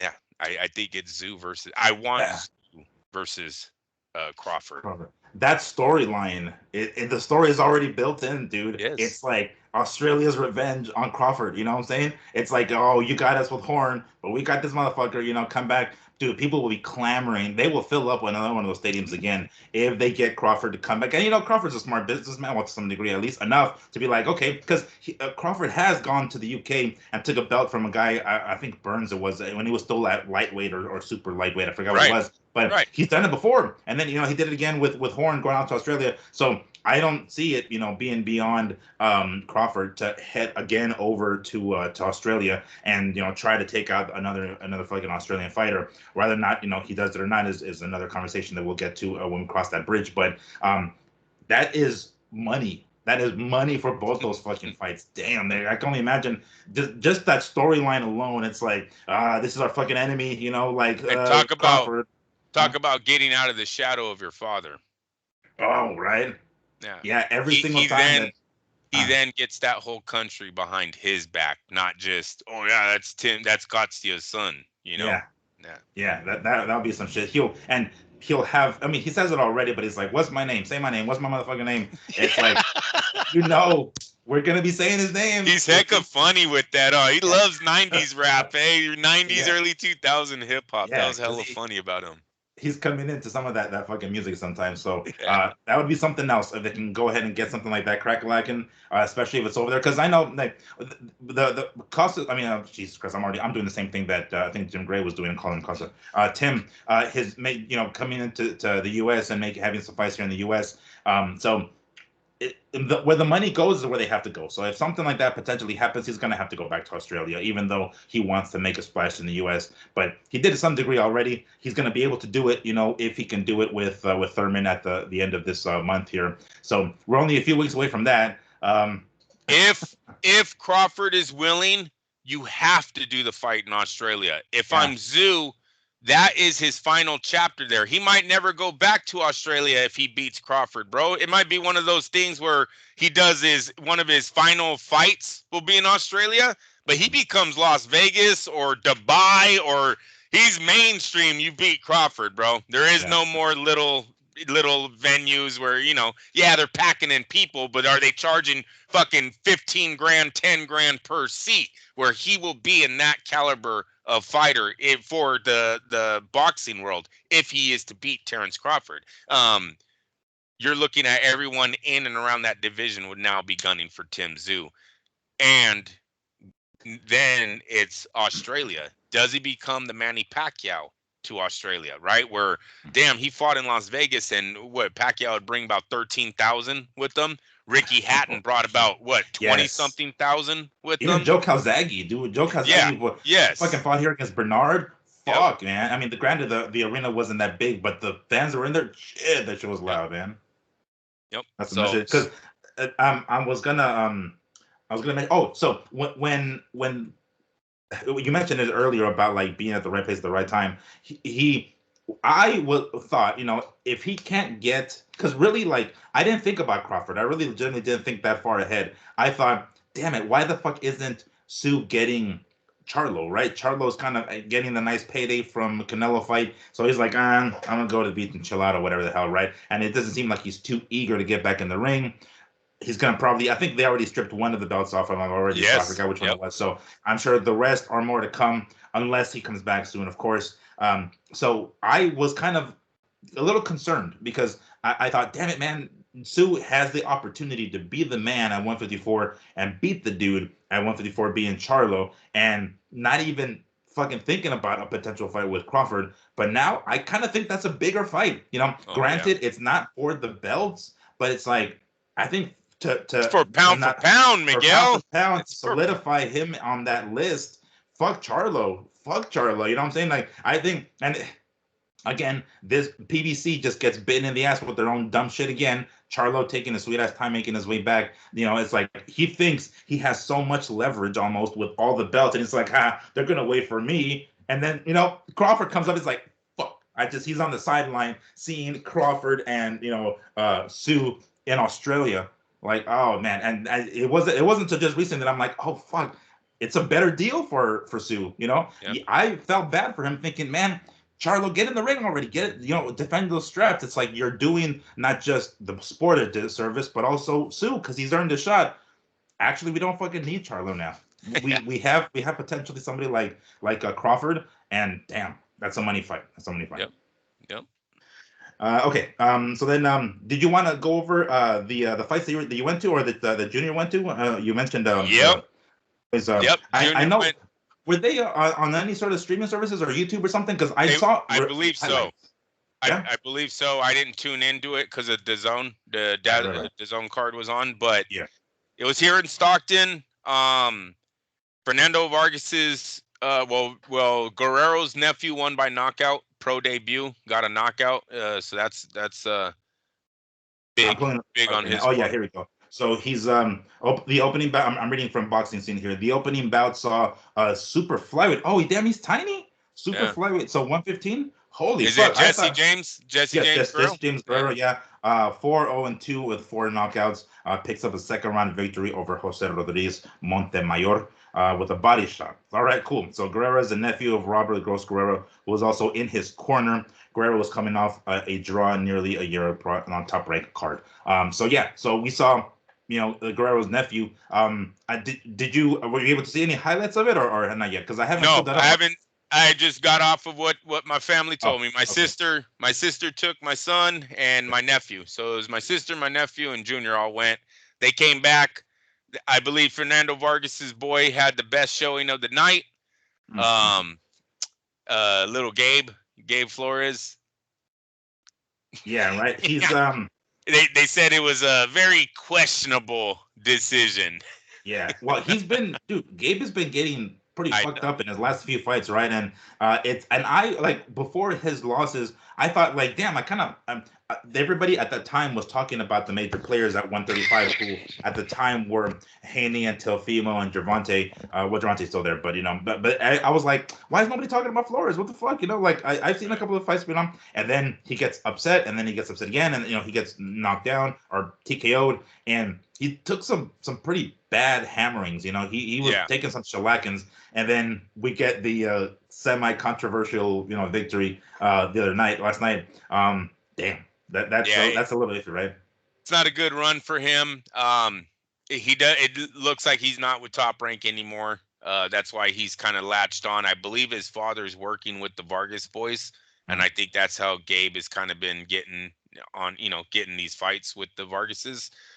So they said the Vargas looked good. Guerrero took a picture with Guerrero. Jesse James took a picture with Junior. So that's his Oh, first. nice. Yeah, that's his first boxer. Will be Oh, that's fucking tight. yeah, Jesse James Guerrero and Jr. So that was all cool. Hey, what you call it's good seeing Guerrero's team. They're all down there representing. Mm. Robert was in his corner, like he said. That was pretty Yeah, cool. Pretty exactly. cool pro debut to have your uncle ex world champ in your corner, huh? Yeah, yeah, right, Yeah, exactly. That's, I mean, what better, I mean, because keep in mind, Floyd had his uncle, right? I mean, he had his yeah, dad first, of course, but yeah. later on he had his True. uncle. So it's like we've seen, maybe it's not the common, son dad combination in the corners, but son and uncle is pretty, not that bad of a deal, Right. At least, Floyd doing it the way he did it. I know since here in Vegas, there's a, Jorge Capetillo's gym that I frequent. I see the Fernando or the Vargas brothers there pretty regularly. I've seen Gabe there a couple of times with them, and not as often, but I see him every so often. So I guess they're pretty close. They're good homies, I Yeah. guess, and that's why Yeah. he's kind of latched on to the fight card. Kind of sucks to see where Flores is going. I'm gonna pull up They the brought him highlights. out. See if I can find They him. brought him Huh? out too early, Miguel. They brought this Yeah, is you a think? this is a very classic story of 18 years old, already on main events, already thinking he was a star. Lowriders pulling up. Dude don't even have a title. They got him entering the ring on a lowrider. Like what is going on? He's not a star yet. And I think the fame got to his head. You start not training the same, right? Shit happens, man. You go south for you really bad and fast in boxing. Um, Who was it that like Panchito Bojado? I think I remember him like a young cat who was coming up hella fucking good, and then and then just yeah, fucking disappeared. It's like, damn, man, something happens in these guys' careers. I don't know if it's in the ring or out of the ring, but it just gets cut short, prematurely because it looked like Gabriel Flores was headed in a really, really good direction, and then some shit happens. But kind of sucks that I, that's the direction, right? I'm gonna say the same thing sort of happened to Berlanga, right? They have Fat Joe walking them in. They got all these guys got like $100,000 necklaces on. Who But is but the he? but the downfall hasn't happened for Berlanga yet, at least yet. But he No, but hasn't he's got. not. He's nowhere near the prospect that he once was. Come on, this guy was like the future of Puerto Rico, and that is totally gone. Mm, That's it's. He had Fat Joe walking him in. Fat Joe don't walk him in no more. yeah. That there's a different. You know what I'm saying? Like, and that was a few fights ago too. That wasn't even just his 2 fights ago. Fat Joe was like 3 or 4 fights ago. So no, his star power has even dropped. And sometimes I think you got to keep these guys hungry. It is a very demanding sport, man. It, Sure. all of this, $50,000 necklaces and hanging around rap stars. That's not how you keep the drive. Mm. It just isn't. Um, so I will say that to me, I thought Gabe was just rushed. Fernando Vargas, another fighter, was just rushed. Too much too soon. They Yeah. burned his ass out by 22 or 23 years old. He was Yeah. already, You know what I Well, mean? I think he was the youngest like IBF champ ever at that 154 at the time, right? So he got to the top of, or at least so close to the top of the hill pretty early in his life. Being one of the youngest champions in that weight class in history. And I don't know if it But goes across all weight classes, huh? not to where they thought he was going to be. Remember, this young man is on the Ring magazine in the Olympics, and he never even qualified. Or did he? No, he doesn't even make the Olympic team, right? Vargas does, or does he? No, he makes the Olympics team, but I don't know if he medals. I know he doesn't medal. I know that. I think he's out in like the first. Oh shit! Dude, it's so fast for him, and he was on the cover of Ring magazine. That's how they were pushing him. They all thought he was going to be the next De La Hoya, right? He had all the nice look, fucking buff. Oh, fuck him. He ain't shit. I'm the real Mexican. They burn him out pretty fast. I think same thing happened to Gabe. They just you want to keep the fire there until they have mastered it. To me, until you're in your peak is when you want to really start letting your fighter do his own thing. I think before that, you got to stay on top of these guys. You got to keep them in the gym, keep their money limited. You don't want them spending too much. Just something you probably got to lay that foundation down very early in a fighter's career. Like, this is how we're going to this is my game plan for you. If you don't like it, this is probably not a good situation for us, because not here to waste time. Because he had, didn't he have, was it his pops that was in his corner or in his team or something like that? Yeah.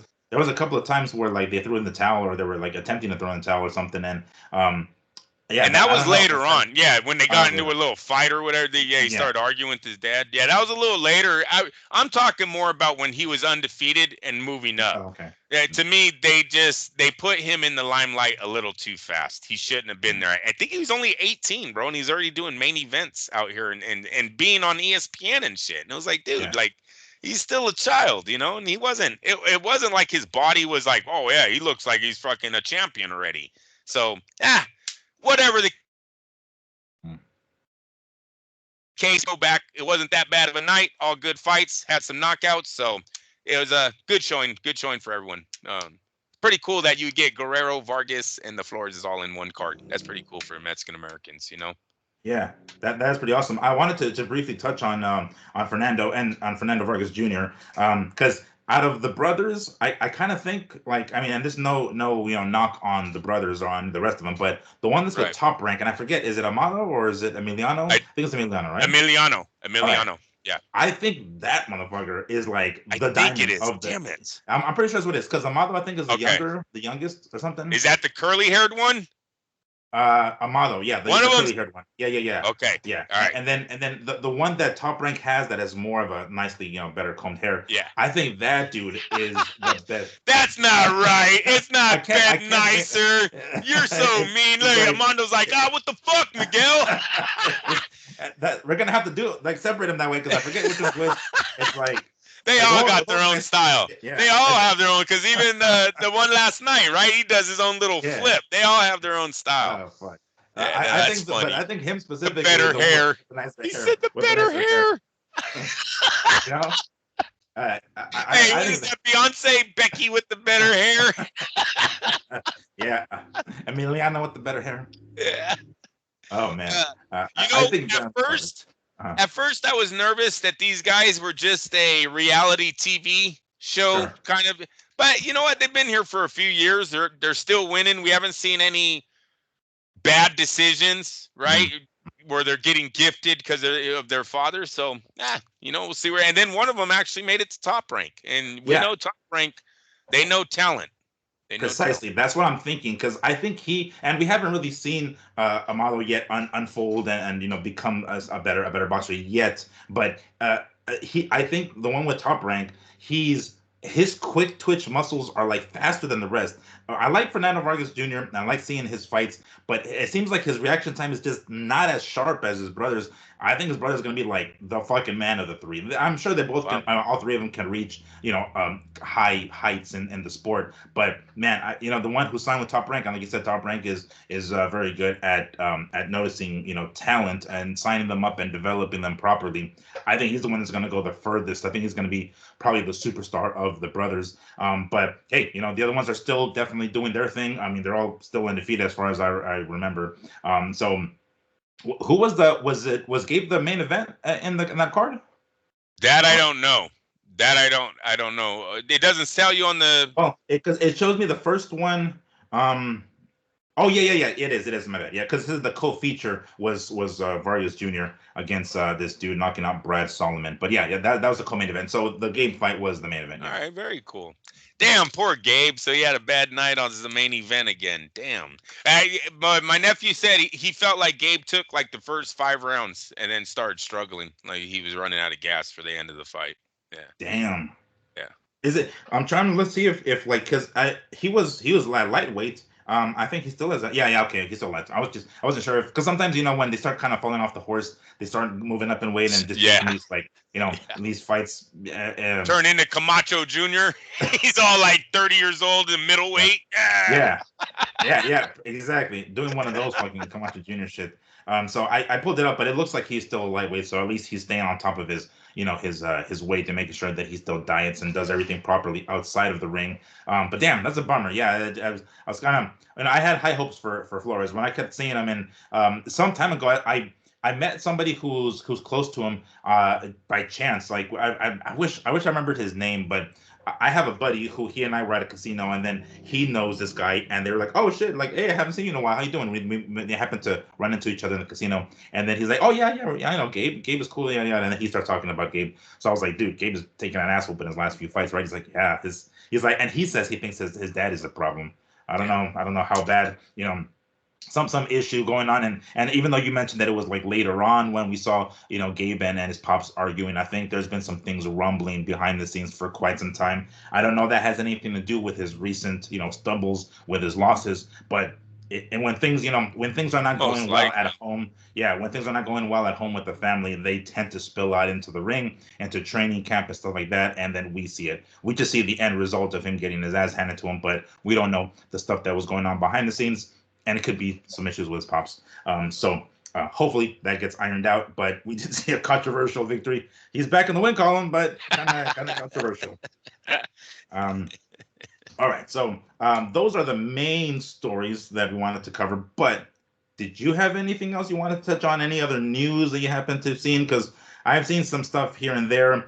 Not like maybe topic worthy, but I've seen rumors of maybe Berlanga and Daniel Jacobs going back. I don't know if you hear about that. You seen that? I did see that photo. Yeah. Oh, listen, that's a terrible fight if that's actually being thought of. I was hoping you'd be like, "Oh, that's not too bad." That's a terrible fight. Okay, why is it terrible? Hey, where's Danny been, man? I don't. Danny Jacobs is the one. He got knocked out. He got knocked out by what was the guy's name on HBO? Isn't he Danny Jacobs from HBO? Oh yes, I was there. Dimitri Pirog. There you go, Pirog. Yes, sir. I got a story for you, right? I mean, it's a small story, but I think that's on the undercard of like Marquez or Baby Bull Marquez. I don't remember who it was. Okay. It might have been Marquez and Katsides. So it's at the Mandalay Bay here in Vegas, right? I'm there, boom. And of course, we do the typical, nerd stuff. We get there as soon as the doors open. So we kind of sit way closer than our ticket is, We do that shit all the time.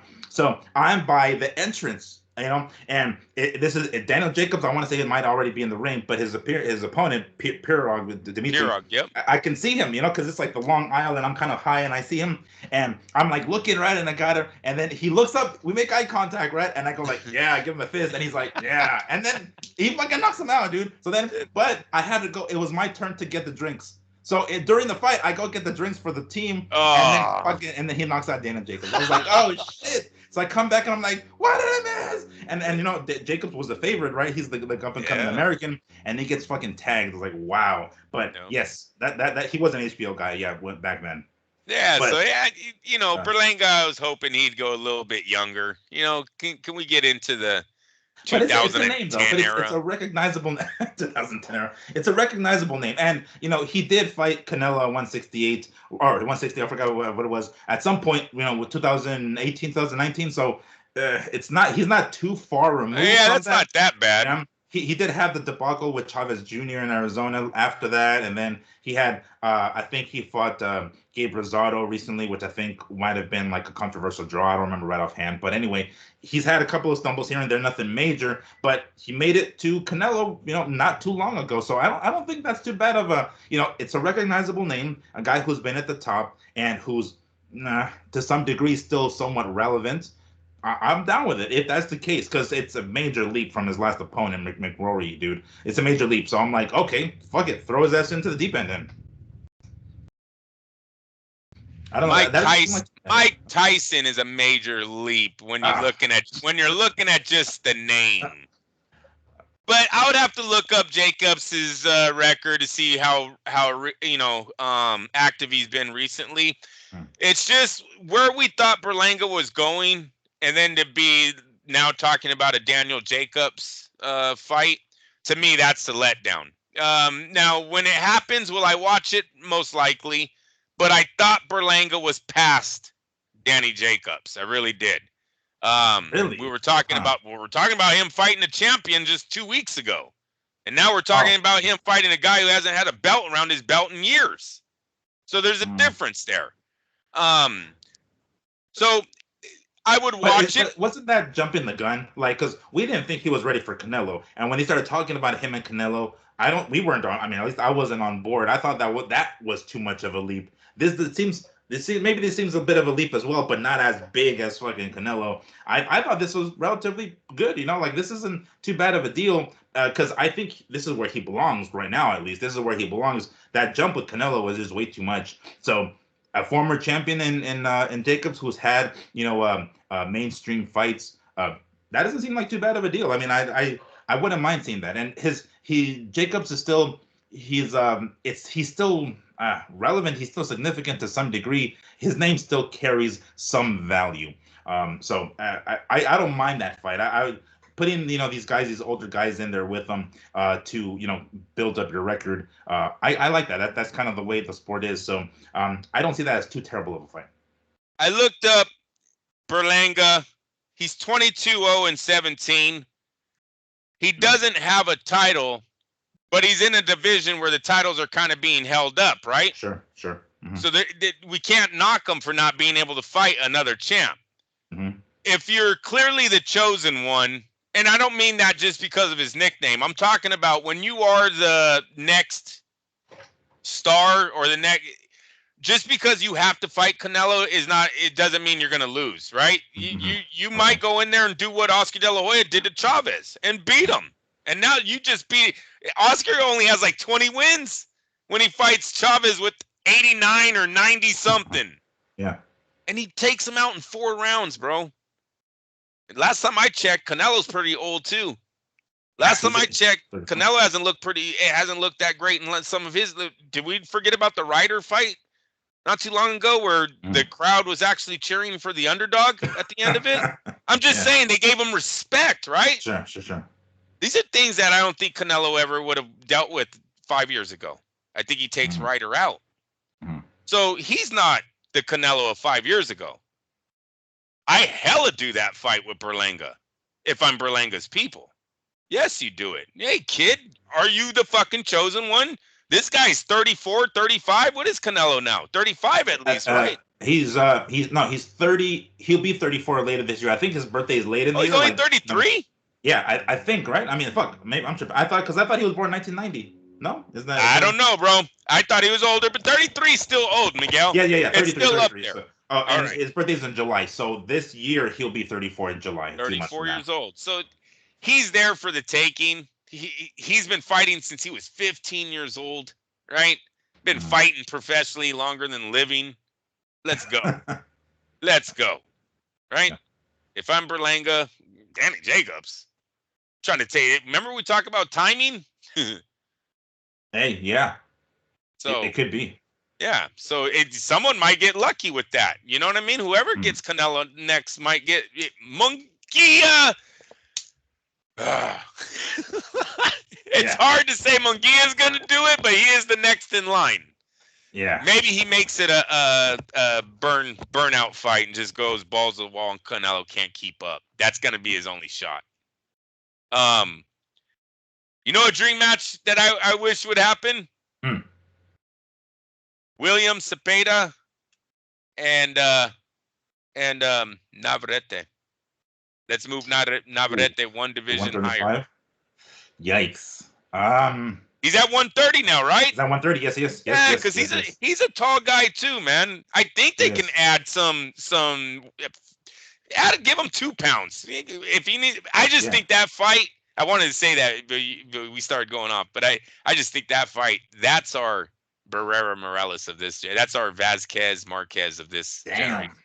That'd be some shit because it's not Munguia versus, in my opinion, not Munguia versus. So I mean, as far as high profile, if you want to go that route, maybe. But as far as like, because I mean, even the first Barrera Morales that was on regular HBO. It wasn't on pay-per-view, right? So that's right. It's like you can get something like that. Damn, that would be sick, dude. That would be some shit, man. Because like I don't know what Navarrete's next move is, after his recent victory, but he's kind of, we haven't heard his name in a few months.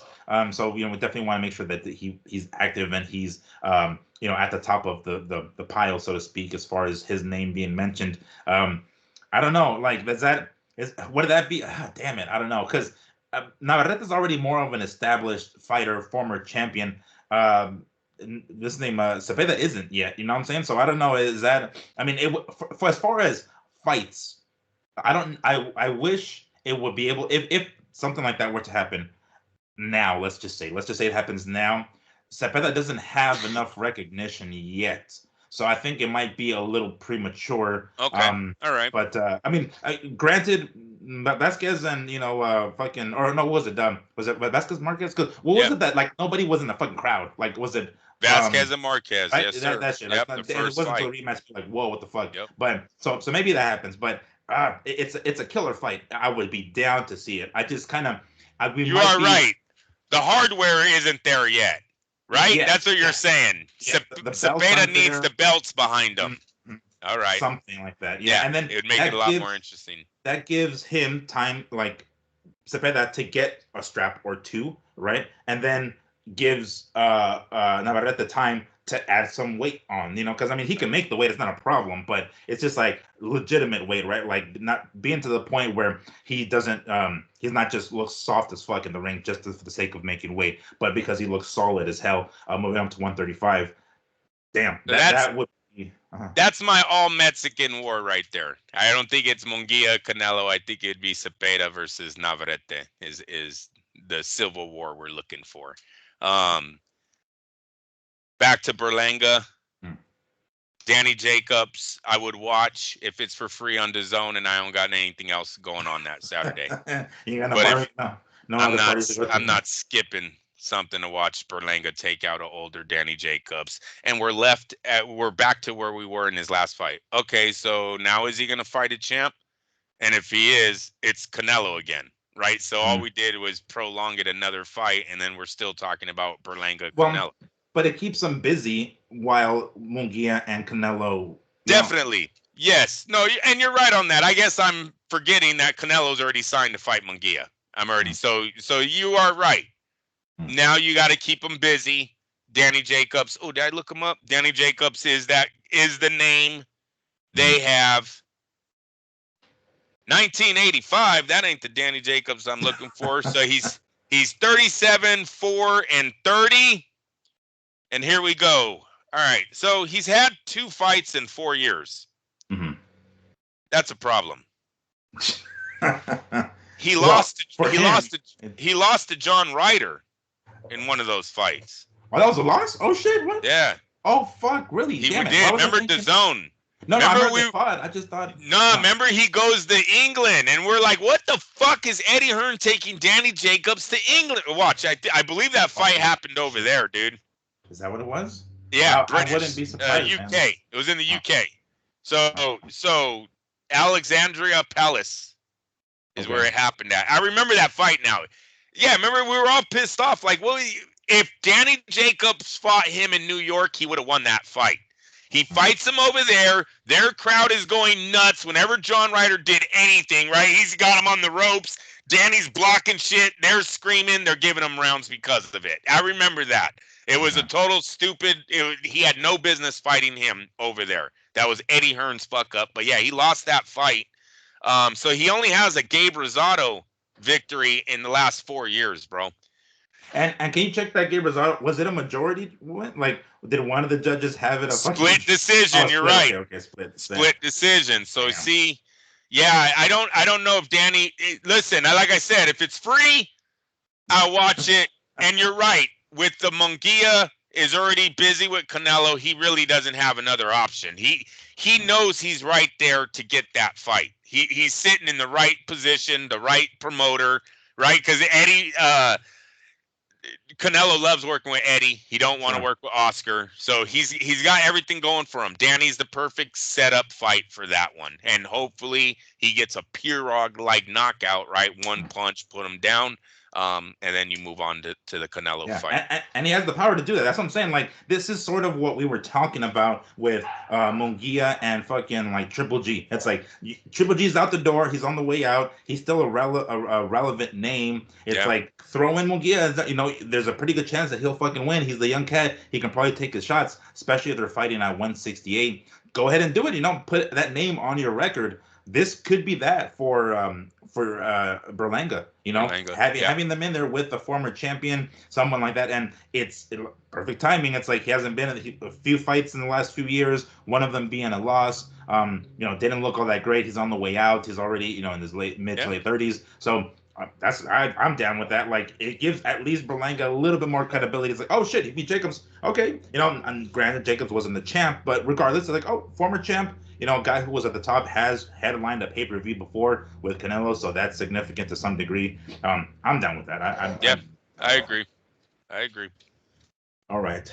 Right on. Well, I think that's all stories we got covered, like the major ones at least, unless anything else you wanted to touch on that might have creeped into your head in the meantime. But yeah. We've given them 2 hours, so I like where we're at, but I'm going to end with Devin called out Floyd. Potential. Does Floyd come back for a Devin Haney fight? That's going to be interesting to see how that builds up, because we all know Floyd, it seems like he's willing to get some money, right? He's just waiting. Floyd's waiting for the opponent to cash his ass out. I'm dead serious. Crawford ain't it, because Bob already said it. He's a fucking single. He's just not the guy. And we saw the proof. We saw the proof with Spence. Yes. So then you got Devin now calling out Floyd. I thought that was kind of interesting, saying that he would knock him out. Oh, he called him out like that? I thought he was calling him out because of the sparring video that he released. It wasn't regarding that. It was just that's what started it. But then it ended up. Don't you? They said that Devin beat the shit out of Floyd during the build-up fight. Yeah. So now he's saying, you know, if I fought him today, I'd probably knock him out. So it was like, okay, well, we'll see how that one goes. I'm interested to see if that catches any kind of fire this week. Say maybe Floyd responds, you know. Could it be the return? Who knows? Devin would have to get through Ryan. He needs Ryan, though. Devin needs Ryan because he needs the exposure, bro. He needs the 1.4 million buys. Knock him out, be the talk of the water cooler the next day at every job, and then go, fuck you, Floyd, after the fight. Fuck Floyd Mayweather talking that shit. And Bill needs to go, you dollar. He's what does he call him? The dollar bill man or some shit like that? So that's when you start turning your attention to Floyd Mayweather after you beat Garcia. That will not happen, people, if he's fighting Barbosa. then just kill everything I'm saying. But if him and Ryan get in that ring and this thing is as successful as Gervonta's fight was, I think you're looking at possibly Floyd will start thinking about selling his O. One day he's got to sell that O to Vegas, bro. Yeah. Vegas, they've been waiting. Well, I mean, you sure? Yeah, I mean, we all want to see it. I get it. We all want to see it. And I'm, you know, not the biggest Floyd fan, so I would love to see that go. But I mean, time is running out. Like It is. Time is No, running out. you're definitely right on that. But there's still time on the clock, and Devin's getting close to becoming maybe a dance partner. We've had others come close. Even the Canelo never could reach that rematch point that he needed to get to. He really didn't become the pay-per-view giant we thought he was going to become. It didn't have. Not only was it, he's not American, it's his skin color and his hair color. I'm sorry. They never really adapted to him, took him in over here as the true Mexican fighter, in my opinion, because his numbers never came close. 500,000 buys, 600,000 buys. This is not boxing numbers. Jake Paul comes on and does 1 million. What the fuck? Yeah. You get what I'm saying? Like, something happened there, and I don't know what it was, but he never even got to the point where Floyd was like interested in doing a rematch with him. Manny always outpriced himself. Sure. Manny wasn't going to give Floyd another victory without making 100 million. If you're making 100, I'm making 100. And Floyd was like, yeah, fuck you. You ain't coming. Terrence Crawford ain't that guy. So he's never had the dance partner. He didn't have the marvelous Marvin Hagler, right? To bring him out of retirement, fucking give him a shit ton of money, and hey, you lose the fight, whatever. You know Floyd's going to go on 45. Fuck you guys. I'm out of here. Yeah. Yeah, just made another $1 billion. I'm gone. Yeah, exactly. It's like y'all over here laughing about my going, but I just made $1 billion. So fuck y'all. I'm gonna be laughing on the way to the bank. Who gives a shit about my record at this point? Yeah. So April 20th, pretty interesting. If Ryan can secure that date with Devin, I'll be interested to see how that interview goes afterwards, because it now seems like Bill is kind of pointing it. And granted, people, I'm so sick and tired of the sparring fucking drama. Can we please not go down this path where we're going to start posting hella sparring? Yeah. And how they were trying to make it seem like it was a fight. Oh, yeah, everybody showed up. It was after a thing. Like, come on, you guys, it was still sparring. He was 17 years old. Stop it. Stop it. And now all of a sudden, Bill's like, release the tape of him whooping Floyd's ass, though. I was like, well, was Floyd at the club the night before? You know what I mean? Is he? Was he on his way there already? He's like, oh, we got a spark plug. Okay. It's like, is my shit still in the car? Okay, let's go. Before we. You want me to work with this kid? I'll work with them. You know what I mean? It's not like Floyd had put in some training for Devin Haney at 17 years of age. Yeah. So. And there's like an unwritten code. It's like you don't release that shit. You know what I'm saying? Like. Yes. In the early 2000s, I remember seeing some sparring videos like on boxingtalk.com back in the day, and I love that website because they used to have some sparring videos sometimes. But as time went on, it's like no, there's no recording. You don't record the sparring sessions. Like, oh shit, okay, cool, whatever. And that's kind of the way it ended. And then it kind of became this like underground legend. It's like, oh, there's like sparring matches and shit like that, and that's cool. But I love the fact that was kind of an unwritten code. Like, no, we don't release the sparring matches.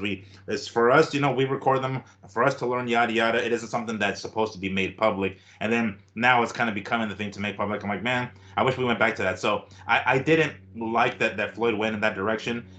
Obviously, it was because he felt some threat to some degree. It's like, oh, okay, Devin's trying to call me out now. Like, I got you, motherfucker. And then releases that sparring session. But I don't know. It's something that I don't think needed to happen. For me, for my money, I can give two fucks about that. It was a long time ago. It was a sparring session. The age difference, He's yada 25 today. Yeah, and has accomplished quite a bit already. You know what I'm saying? So I'm not gonna. Can we say more than Floyd? What? Oh, at this point in their careers? Yeah. Well, at 25. I think by 25, Floyd had already beaten Corrales, I think. But he's maybe 26, he had never been undisputed, bro. Well, he never was. I mean, right? Exactly. So never, at 25, I think Devin has accomplished more than Floyd ever did. Okay. I'm not a Floyd fan, but I'm having a problem saying that. I don't know if I mean, hey man, we might have to look at the numbers because don't get me wrong. I'm down for it if that's the case, but I don't know the numbers yet. I don't want to say it because I'm gonna sound like I would tell you. I'm not that, but I'm not a please. I would tell you I love Diego, but he's not a favorite against Vasily Lomachenko. No. Huh. All right, all right. You know what I mean? Yeah, I get. I'm I picking up love the I drift. love Diego Corrales, but Diego really never made it to Lomachenko's level in boxing. No. Well, but wasn't Diego undefeated at the time? Yes. What's his name? What's his name? Lomachenko had already lost to what's his name, right? Cambosos or Lopez. No. Yeah, Teofimo. Because Which everyone thought he won. Right. Yeah, that's true. Exactly. Everyone thought he won that. He just started too late. I mean, shit. You can make the argument that he might have beaten, Haney too. We can go that route as well. But regardless, in the record book is going to go down as victories for Teofimo and Haney. But man, I don't know. I maybe I think you might be onto something because I mean the bottom line is Floyd never became undisputed. Floyd never did. He was a lineal champion, I'll say that, but he rarely did he ever unify belts. It was like rarely that he did that, something like that. It was always him and Suleiman and WBC belts. I mean, dude, Floyd was supposed to fight Sugar Shane Mosley at lightweights, bro. Never happens. Damn, that long before? Because they ended up doing that when Floyd defeats Corrales, Sugar Shane is the lightweight champion with 8 title defenses. He is the man at lightweights. Floyd doesn't move up to fight him. When he finally moves up, Shane had left and Floyd fights is it Castillo? I think it's Castillo. At 135, that where he got where he got the WBC belt. Big difference in opponents. You go from an undefeated Sugar Shane Mosley to fucking a guy who's been knocked out 4 times because of cuts. Castillo had 4 TKOs on his record because of cuts when he steps in. Oh, TKO. Well, the stoppages. Well, he had bad skin. Sure. Mosley was undefeated. This guy can't last a fight. Whatever. And look at what Castillo did. Okay. So is there potential for, in that case, for Floyd moves up? Floyd moves up. Floyd moves up to welterweight. Could take on Ricky Hatton. Could take on Miguel Cotto. Yeah. He gives us Arturo fucking Gatti, a guy with 5 losses and then been TKO'd 4 times. Look up the record. And look that up. Don't even hold me to that. But look up Gotti's record. It's not good. Yeah. De La Hoya fucking annihilated him. Yeah. So I'm just saying, Floyd picked and choose, and that's his fault. Sure. When the historians start breaking down his career, there was always you took the B side. That's what HBO used to tell us. They would go, look, Merchant, we have an A list and we have a B list. And Floyd Mayweather doesn't even look at the A list. Gone. He moves up to welterweight and takes on Carlos Baldomir. Yeah, that's right. Takes the belt from Baldomir. Wow. Yeah. These are such then he hard fights opponents Judah after that. Yeah, then he fights Judah after that. These are so hard of opponents here. Well, I mean, but here's the thing though. At that point, Baldomir is the lineal champ. He took the straps from Judah. Zab. So it's like I get it. He goes after the number 1 dude in the weight class, so I can't knock on him there. But he doesn't exactly unify after that. It's just Does he fight Paul Williams? Does he fight Antonio Margarito? No, not at all. No. Damn. Okay. Shit. Shots fired. I get it. All right. I believe Devin Haney. Floyd really doesn't become Floyd until after Oscar. Then he takes on all the old names that were the guys that he should have fought during his prime that were all undefeated. Zab Judah at junior welterweight is better than at welterweight. Miguel Cotto at junior welterweight is better than at welterweight. Ricky Hatton is better at junior welterweight than he was at welterweight. Yet we had to see all those fights in another division. It's Floyd did great. He made a lot of money. I give him all that. I always tell him to bow down to Dana White because I truly do believe it was the UFC that kept Floyd rich because boxing just needed some stars, man. We thought we were losing the shit, and Floyd was like him and Manny were like our fucking fortune cookie, right? It was the thing that was gonna make everything right, and we held on to that bitch for hell of too long. 6 years or whatever. We fucking got the little carrot bullshit. But no, Devin Haney is undisputed. Telefimo's been undisputed twice, bro. Yeah. They stripped him of 1 title, but we know that Telefimo. He's the man regardless of the weight class. Yeah. So history will put Floyd where he's at. That's why you ever seen that video of him and Anthony Joshua in the same room, and everyone keeps taking pictures with Joshua. Have you ever Um, seen that? if I vaguely remember it, 'cause I remember you sending it to me one time a long time ago, but not right It, offhand. I it's don't remember. it's a fucking sad video of how popular Floyd Mayweather really is, and this is after boxing, dude. Anthony Joshua is the heavyweight champ, so Floyd's already out. Yeah, yeah. And they don't know. They don't give two shits about Floyd in this room. They're even the girls are leaning on Joshua. The men like go to the other side. He's now like Joshua's in the middle. There's so many awkward things. There's like Floyd, you're the GOAT. No, no, Was no. that? Were they in the UK? Were they in the UK at the Yeah. time? Like, Oh yeah, yeah, oh. yeah, yeah. No, but hey, Muhammad Ali could go anywhere. Muhammad Ali could go to Africa. He Well, could go to but the I mean, but UK. like he's beaten. He beat fucking Haddon, and Haddon's a beloved guy over there. So maybe they just they just hate his ass. For all I know, I don't know. I mean, I get what you're And saying. so did But hey, Ali. Ali beat a lot of UK and everyone. That's what he was in the UK, beating up UK fighters. They still love him. No, Floyd is not the GOAT. Floyd is the GOAT of making money. He robbed us. Right. Yes, He robbed us. Sure. He gave us Pacquiao when Pacquiao was finished. He gave us De La Hoya when De La Hoya was finished. He gave us Cotto when people thought Cotto should be retiring. Like, what the fuck? There was already retirement rumors out on Cotto. So, hey, listen, maybe he comes back to fight Devin. I still think at 25 years of age, Floyd better watch out that Devin don't start saying he surpassed him as far as whatever Floyd was doing at 25. So yeah, it's a good fight. I'm interested in seeing if Ryan can make the April 20th date, if Floyd will be there to meet him. Yeah. The one fight Floyd really can hang his hat on is Canelo, man. It really is. That's the fight that he gave the fans. That was him risking his O. And you know what, Miguel? I really thought it was a risk because I thought Las Vegas was ready to rob him, and they almost did. If you remember, with that draw. With the draw. Yeah. She was the bot one. That was the bot ref, bro. I'm just telling. I've watched boxing a long time. Whenever you see that one ref, you know that's the one Vegas had in their pocket, dude. In the back pocket. She got the phone call in the middle of the night, right? This is where we would like you to lean towards and then let the other two decide to fight. It happened last night with the Gabe thing. One of the judges it got like 4 points for Gabe, and the other guy's fucking 2 points, and the other guy had the other fider. But that one judge, nowhere near it. Gabe won this flat out. So it's one of those things. Yeah. So yeah, I thought Floyd was ready to be robbed. Not that he was gonna lose. Floyd was ready to be robbed. And Canelo just didn't show. He did not show up that night to give Vegas the opportunity to give them the controversial. Because what happens, Miguel? Say you win 5 rounds, and I've explained this. I know my older guys already know this one. You win 5, they're going to give you 7, right?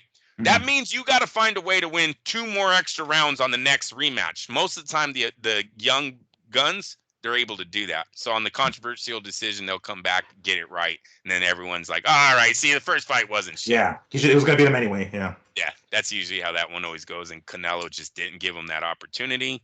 Then he never becomes even big enough to give Floyd the payday that both of them needed to make that rematch happen. Yeah. So Floyd did try. I will say he tried to give us the O. He tried to sell us the O, but damn. Now it's going to be 150 million if you want that O. Yeah, no kidding.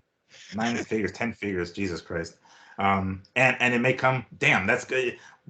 Yeah, I'm gonna get on the Devin Haney hype train because that makes sense. It's like he's got the potential to be even greater than Floyd. Goddamn. Yeah. And he's barely 25 or 26. Yep. All right. Well, fantastic show, Andrew. Thank you so much for joining us as we generally do. I'm not sure if there are any fights this weekend. Let me just roll it up real quick. See if we got some fights to look forward to this weekend. Let me see here. What is it?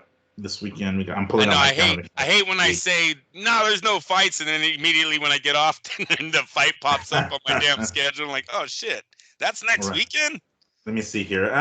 Yeah, not what is next weekend? The 23rd, is it? Yeah, because we got this. there's some stuff fights on zone, some fights on in the zone in the UK, but I think is until 29th that we get Oscar Valdez and Liam Wilson on ESPN Plus. So it's gonna be a couple of weeks before we have some fights, but I'm sure there's gonna be some. If during the week news breaks about Ryan pulling it out, you best believe we're going to be back on here, letting you guys know what we think on our 2 cents on this one. So, as always, thank you so much for joining us, and spending your Sunday morning, evening, or night with us here. We'll be back next week as we usually are, unless something happens in the meantime, and then we'll be back until then. But until then, thank you so much once more for joining us. Have yourselves a great weekend and enjoy the rest of your weekend. Peace, y'all. Oh yeah.